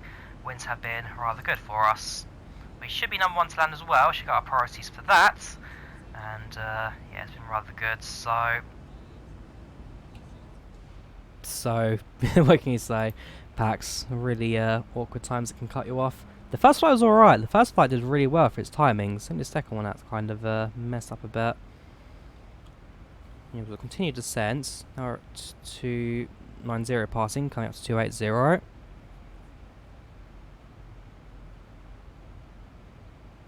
Is there any passengers on the plane? Yes, we have a total of... you can't see the pop-up. Sometimes it works, sometimes it doesn't. It's, again, very annoying. There we go. So like 165 passengers on board. Maybe a little less than that.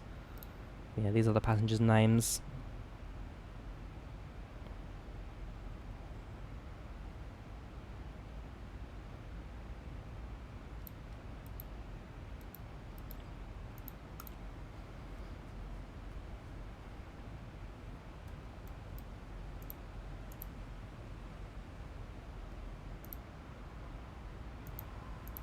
See them, then can also be done.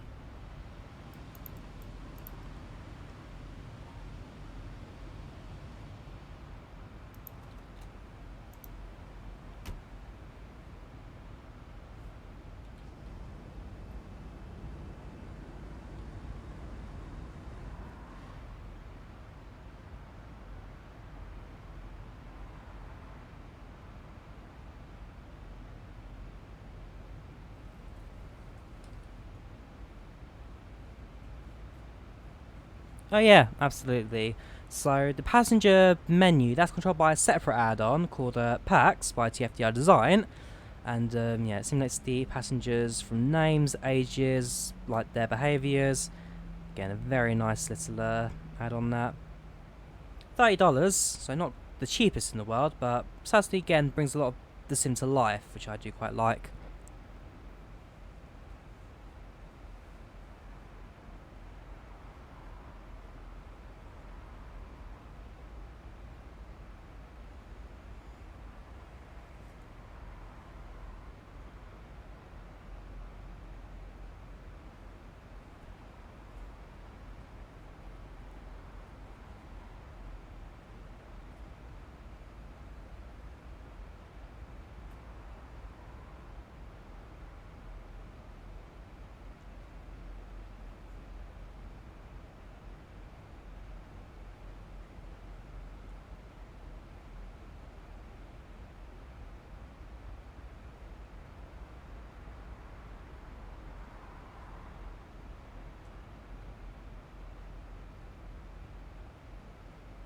Yeah, so you can see the main bit of the star now appearing, 80 miles out.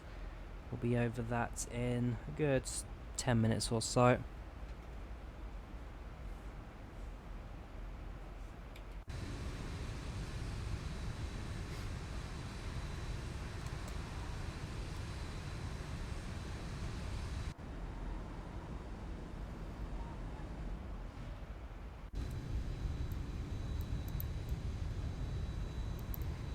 Do I have the yoke and rudder set up? No, I've got a flight stick. As much as I'd like yoke and rudder, I just don't have the space for it, so flight stick's good enough for me. I use the Cytec Pacific Aviator. Super cheap, super basic, not the most comfortable. It works. That is literally the selling point of it as well. It works. Also came with a game as well, but it wasn't really a massive game. Damage Inc. I think it was called. Damage Inc. The World War II simulator that basically copied Heroes of the Pacific.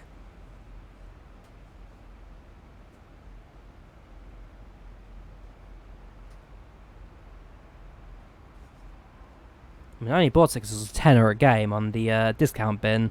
Before that, I was flying with an Xbox controller, so it's made for an improvement, that's for sure. Do I know OpenBVE? Yes, I do. The open source train simulator. I spotted an A stock being developed for it, so as soon as that's come out, I'm definitely jumping on that because the A stock is my favourite London Underground train of all time. Shame it's no longer in service.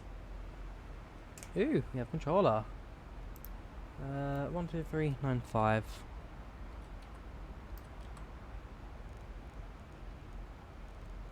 13395. Like Airbus, I guess similar to Airbus, yes.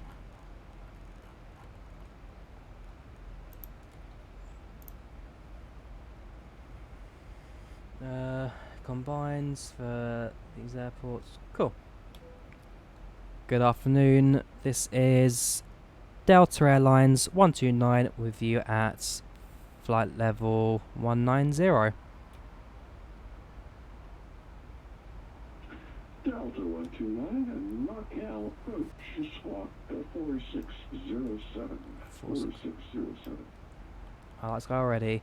4607. Why is this coming out of my speakers? 4607 for Delta 129.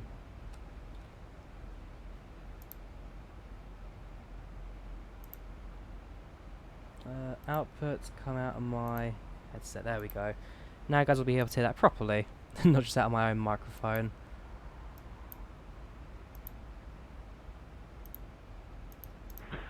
Delta 129 radar contact 6 miles southeast of Waves. Descend via the Surfer 3 arrival, San Francisco, altimeter 298. Information Delta is current. You can plan the TIPTO visual runway 28 left approach. Surfer 3 and altimeter 2998 on the runway 28 departure. We're landing left or right at the moment for Delta 129. That'll be 28 left for Delta 129. 28 left, it's the TIPTO visual runway 28 left. Sounds good. 28 left, 129. Yes, that's what we've got plugged into our FMS right now. Which I required, that's fine. It's a nice standard approaching. And again, the guy's, I like him. He's got a nice accent, easy to understand, very American. But he sounds very cool. Certainly nicer than the arguments we're having over in San Francisco, in Los Angeles earlier. I've not really flown with active tower in the US before, so I think this may be a... No, I've had one before. Well, this is my... Yeah, it's my second time with ATC in the US. First time was when I was flying into... Dallas, was it? Dallas, Fort Worth? No. Denver. It might have been Denver. I was flying into, had an active controller speaking to us when we were coming in. It's like 3 in the morning in the UK when I did that flight. It was a group flight for a group that I left 2 weeks later. Shame. It was a fun one, can't lie.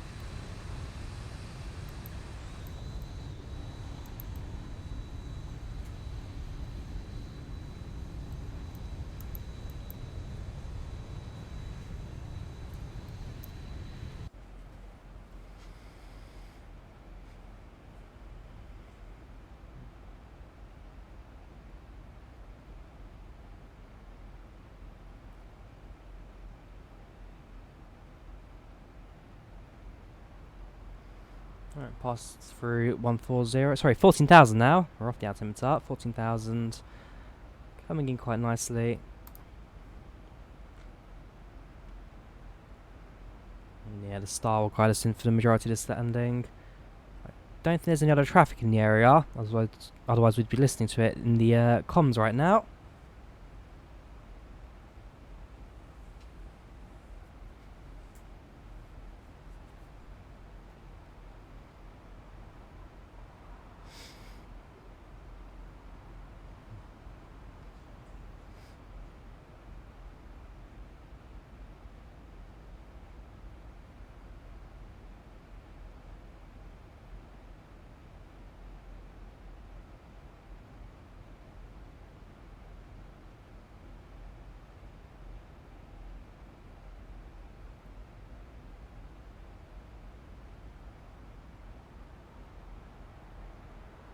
And there we go.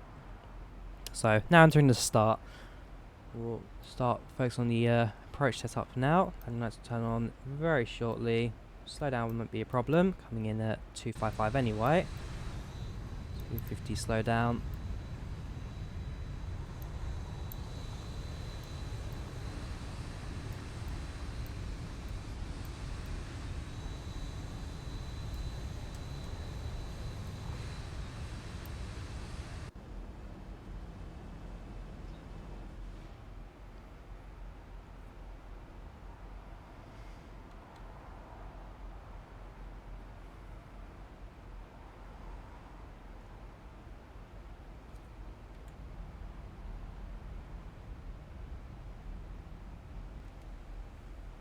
Yeah, not a problem at all.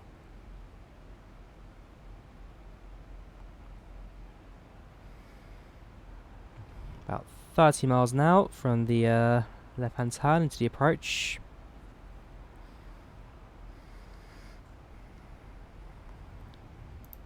Just about to pass 10,000.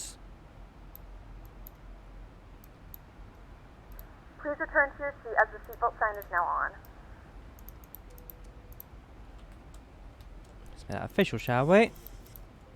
Woo, no, don't end the flight, sorry. I'll just turn the seatbelt sign on. We have begun our final descent into. Yeah, Flight perfect. attendants will be passing through the cabin to collect any trash one final time. Please ensure tray tables are stowed and seats are in the full Landing upright lights position. active. Please also store any carry-on items either in the seat back Also pocket brake or under set the seat in front of you. Please 2. complete all Wi-Fi related tasks and stow any larger electronics.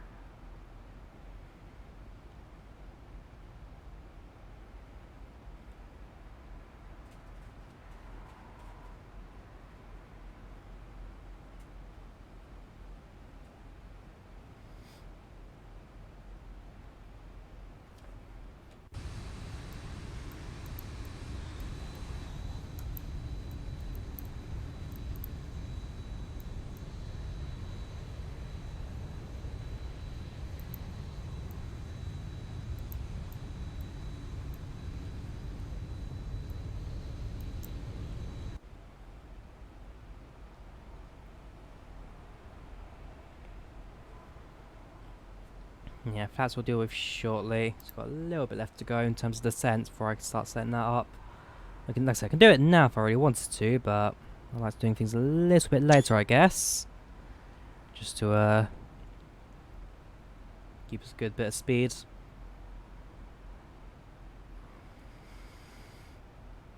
I mean, as the day goes on in the US, I'm sure the airspace will get a lot busier. More aircraft coming down, because it's only 1:15 at the moment. So I may get a few younger people out of school flying, maybe a few older retired as well. You're going to get a lot of the main crowd of flying for another 4 or 5 hours.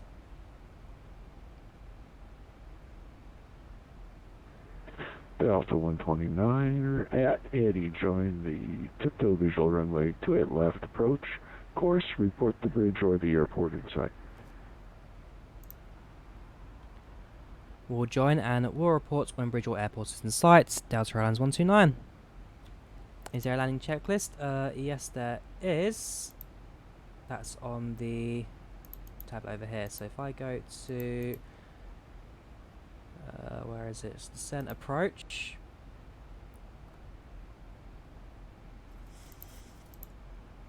Yes, landing lights active. Passenger sign as needed. Altimeter is set. Update RMP as needed. Flaps sets in a moment. Inhibits. Doesn't really matter. There you go. Complete. Comes with a checklist, but I don't particularly use it because one, I don't fly super realistic, crazy like some people do. I just enjoy flying as a bit more of a hobby, and yeah, it's more of a. Again, I fly more as a hobby. There are some who take simming really seriously compared to real life setup, but it's really what you enjoy. It's what you enjoy doing. There's no like set rules for simming. Alright, so we'll also report when the bridge or the airport is in sight. Keep an eye out for that. I mean, is that the Golden Gate Bridge? I don't know. Do we have a Golden Gate Bridge? Where even is the airport? The airport is to My left, though, quite far ahead. I think I was just going to report when the airport's in sight, so it's going to be the... So there's the airport.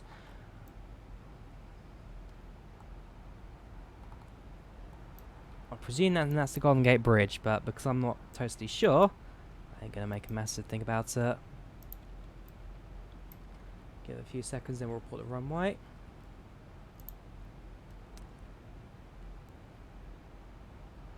Airport is in sight, Delta Airlines 129. Delta 129 cleared for the visual runway 28 left approach. Cleared on the visual, 28 left approach, Delta 129.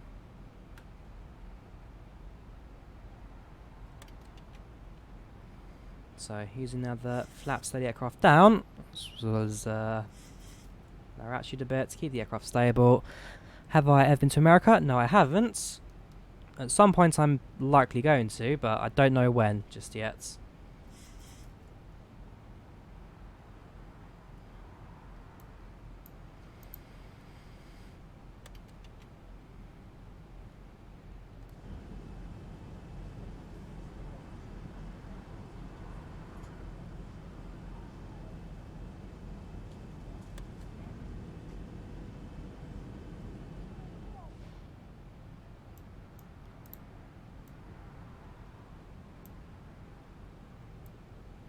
Something I want to... Oh yeah, hang on. VOR localizer set.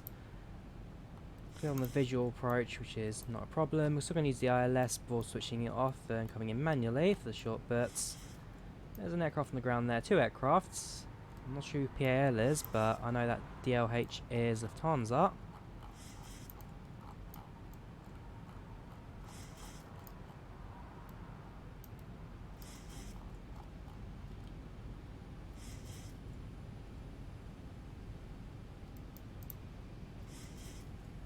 Got 2 more flap settings left, that's fine.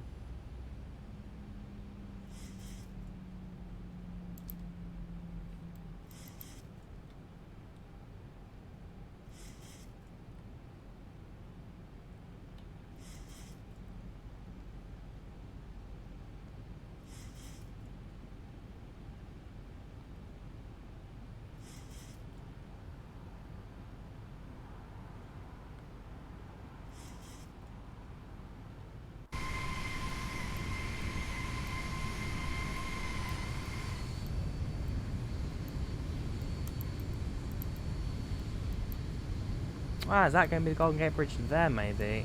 Just that one really long bridge. I wouldn't be surprised if it was, actually.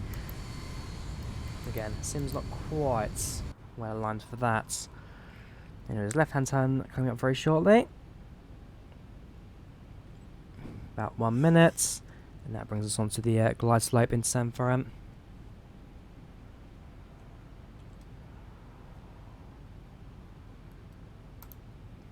Time it right. Now.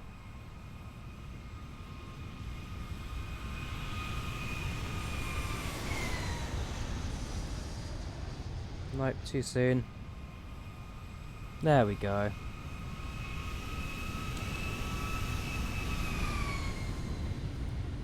Left hand turn in there.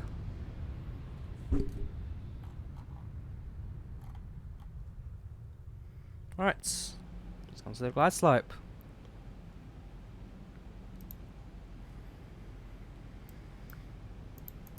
Approach set. Gear down.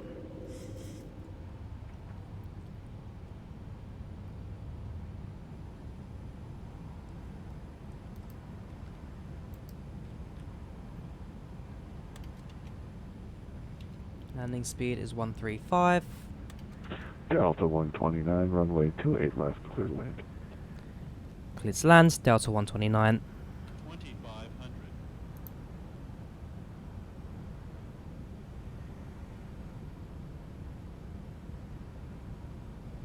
So, 114 is our first landing. Well, it's not something you should technically be beating, because 114 is quite a soft landing as it is. Let's see how close we can get. Like I say, 150 to 250 is the optimum landing rate for any aircraft.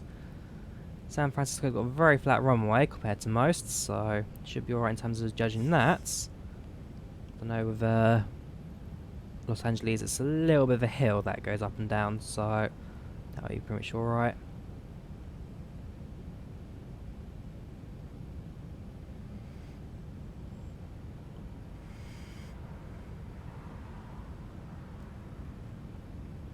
Whoa! That was a bit of a gust of wind.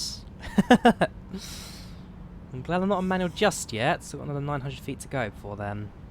The aircraft though will take a moment to readjust itself, both on the glide slope and on the oh gosh. And the winds are changing, both on the direction and the speed. It's not stable.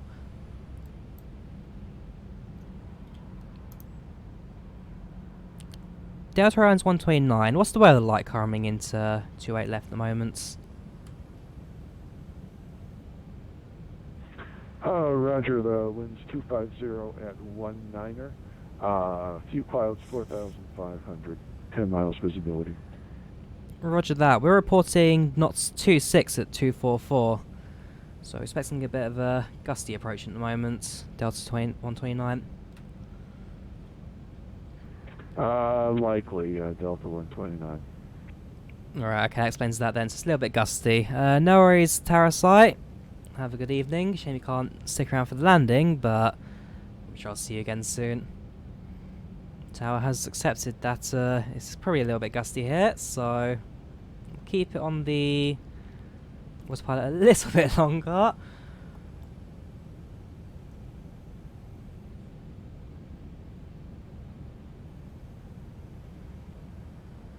It's not enough for a go around just yet. 1,000.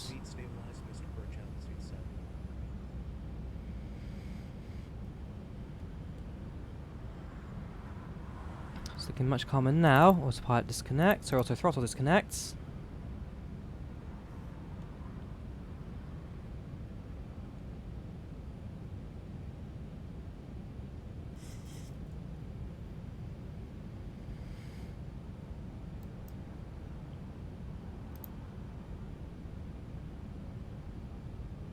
Come on, Boeing.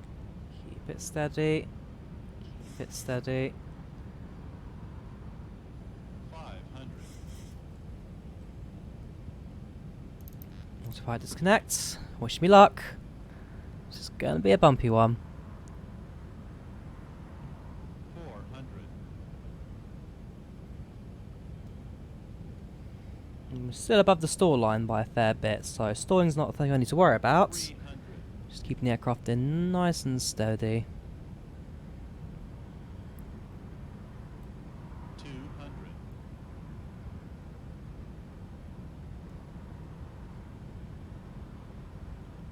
100. 50. 40. 30. 20. 10. Nice and gentle. 167. I'm happy with that.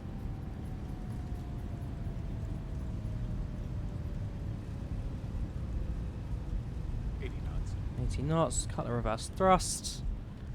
Keep the rudder going since the aircraft is still blowing around the wind a bit. There you go, a little bit of throttle to exit the runway with. We will go ahead just a tiny little bit. Ladies and gentlemen, we Make have off left reached the our extra taxiway. destination. You can now use your mobile devices. Please remain seated until the aircraft has come to a complete stop and the seatbelt sign is turned off. Remember to use caution when opening the overhead bins, as items may have been shifted during the flight. If this is your final destination, we thank you for flying with us. If you're making a connection, we encourage you to check your itinerary to ensure a smooth continuation of your journey. Perfect. Flaps come up. APU starts up, plane lights off, tax lights on. Delta Start. 129, taxi to Gateway Alpha. Gates via Alpha, Delta 129.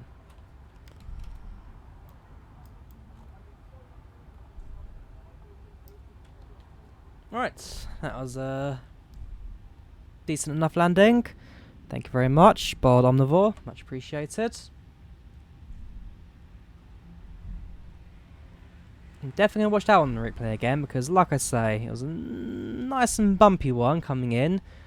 Winds were gusting like crazy.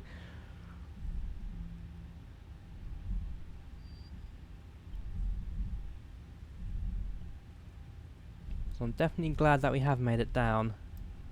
We are going to taxi to any one of these stands in the middle of that.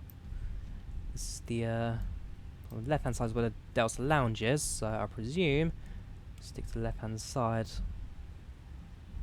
A little bit off taxi line as well, but it's not terrible.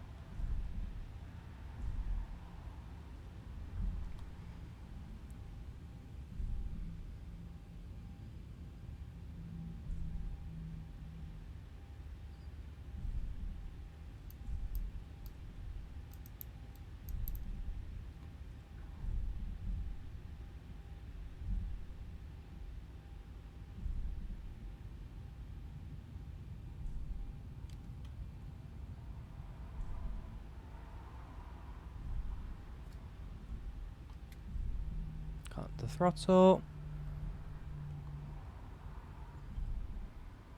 Roll the aircraft in. There we go. Parking brake set. Switch power to the APU. Switch the bleeds. Packs come off. And, whoops, engines off. There we go.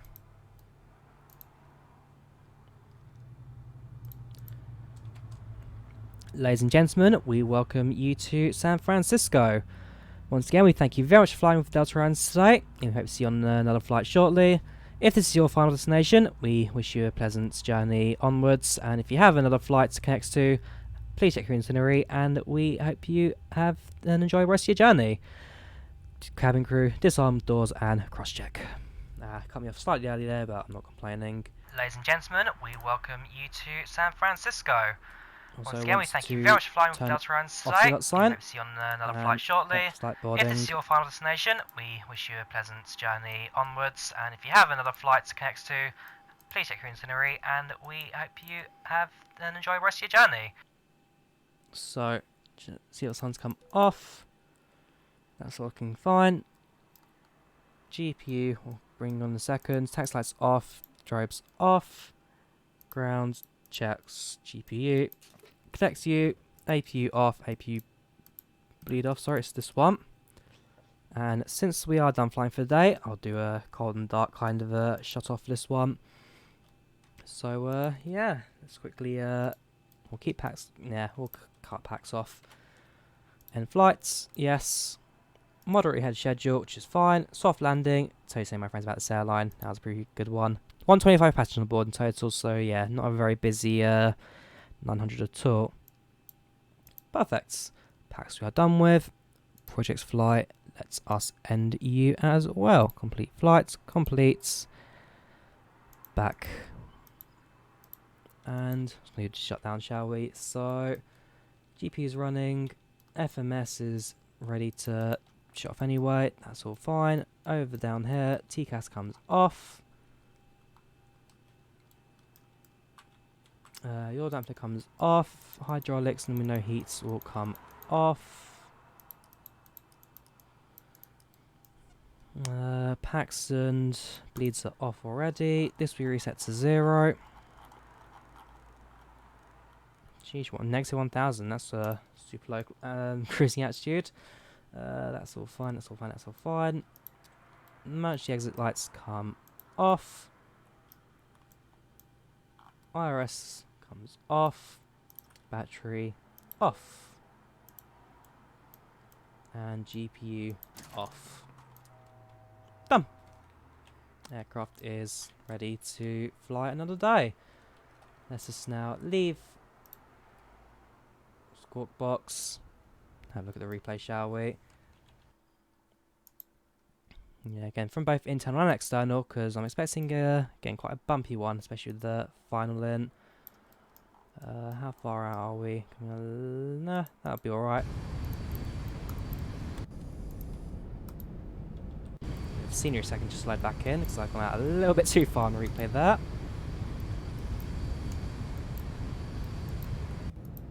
Yeah, you can tell it's not quite a standard approach. You can see it's bobbing a little bit, the aircraft so far.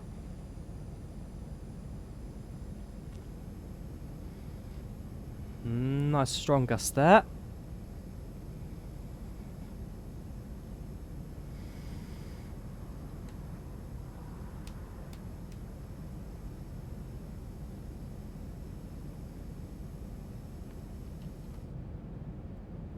Sadly, no parallel aircraft this time. Again, would have been nice to have seen one, but I'm not making a massive fuss over it. Yeah, really just fighting the gusts at the moment, fighting the wind.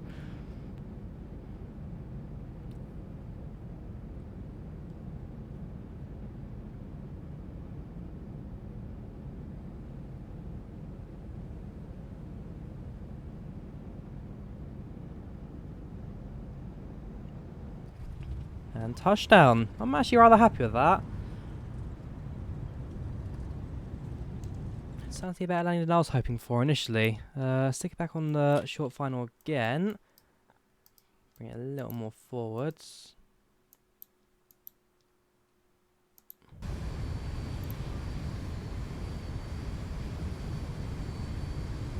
That'll do. So we are very much crabbing at the moment. This will be on manual controls, so crabbing the aircraft to keep it on the straight line.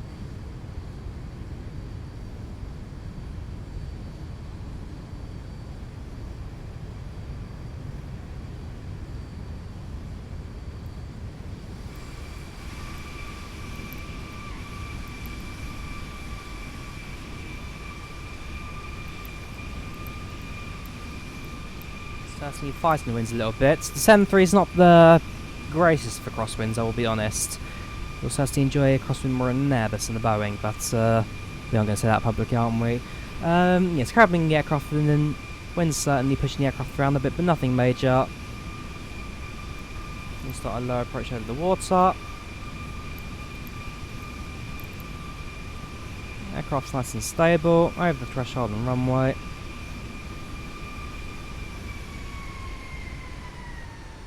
And down. Yeah, absolutely decent landing that. Again, it's a nice wide runway, so while not quite on the centre line, certainly enough to keep the aircraft going strong. And there we go. Welcome to San Francisco.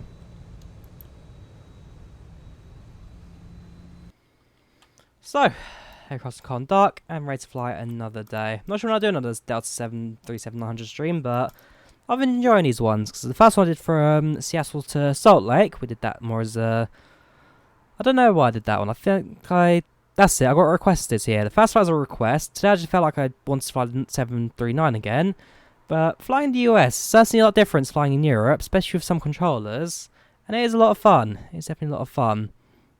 So it's something I'll definitely do more of in the future. Maybe try a different airline as well. But yeah, until then, I think we can now bring this one to an end. See the engine there just slowly coming to a halt. But there, again, X-Plane's it's a really fun sim, this. And if you don't have it, and you do enjoy flying, then, again, it's worth picking up, especially on the sale. Anyhow, I've got to head to bed shortly. And yeah, if you guys enjoyed watching, do subscribe if you did. Do leave a like as well. And I hopefully will see you in the future. At some point I need to get back into my uploading schedule. My view count, I noticed, has plummeted as of recent. And I have kind of let people down my lack of uploads. So I really need to sort this out at some point soon. I mean, with Train Sim World 2020 coming out, I think I'll use that as a bit of a revival. And also, we'll see what happens with Microsoft Flight Simulator as well. Like I say, until that happens, thank you for tuning in. Enjoy your weekends. And yeah, see you next time. Good night.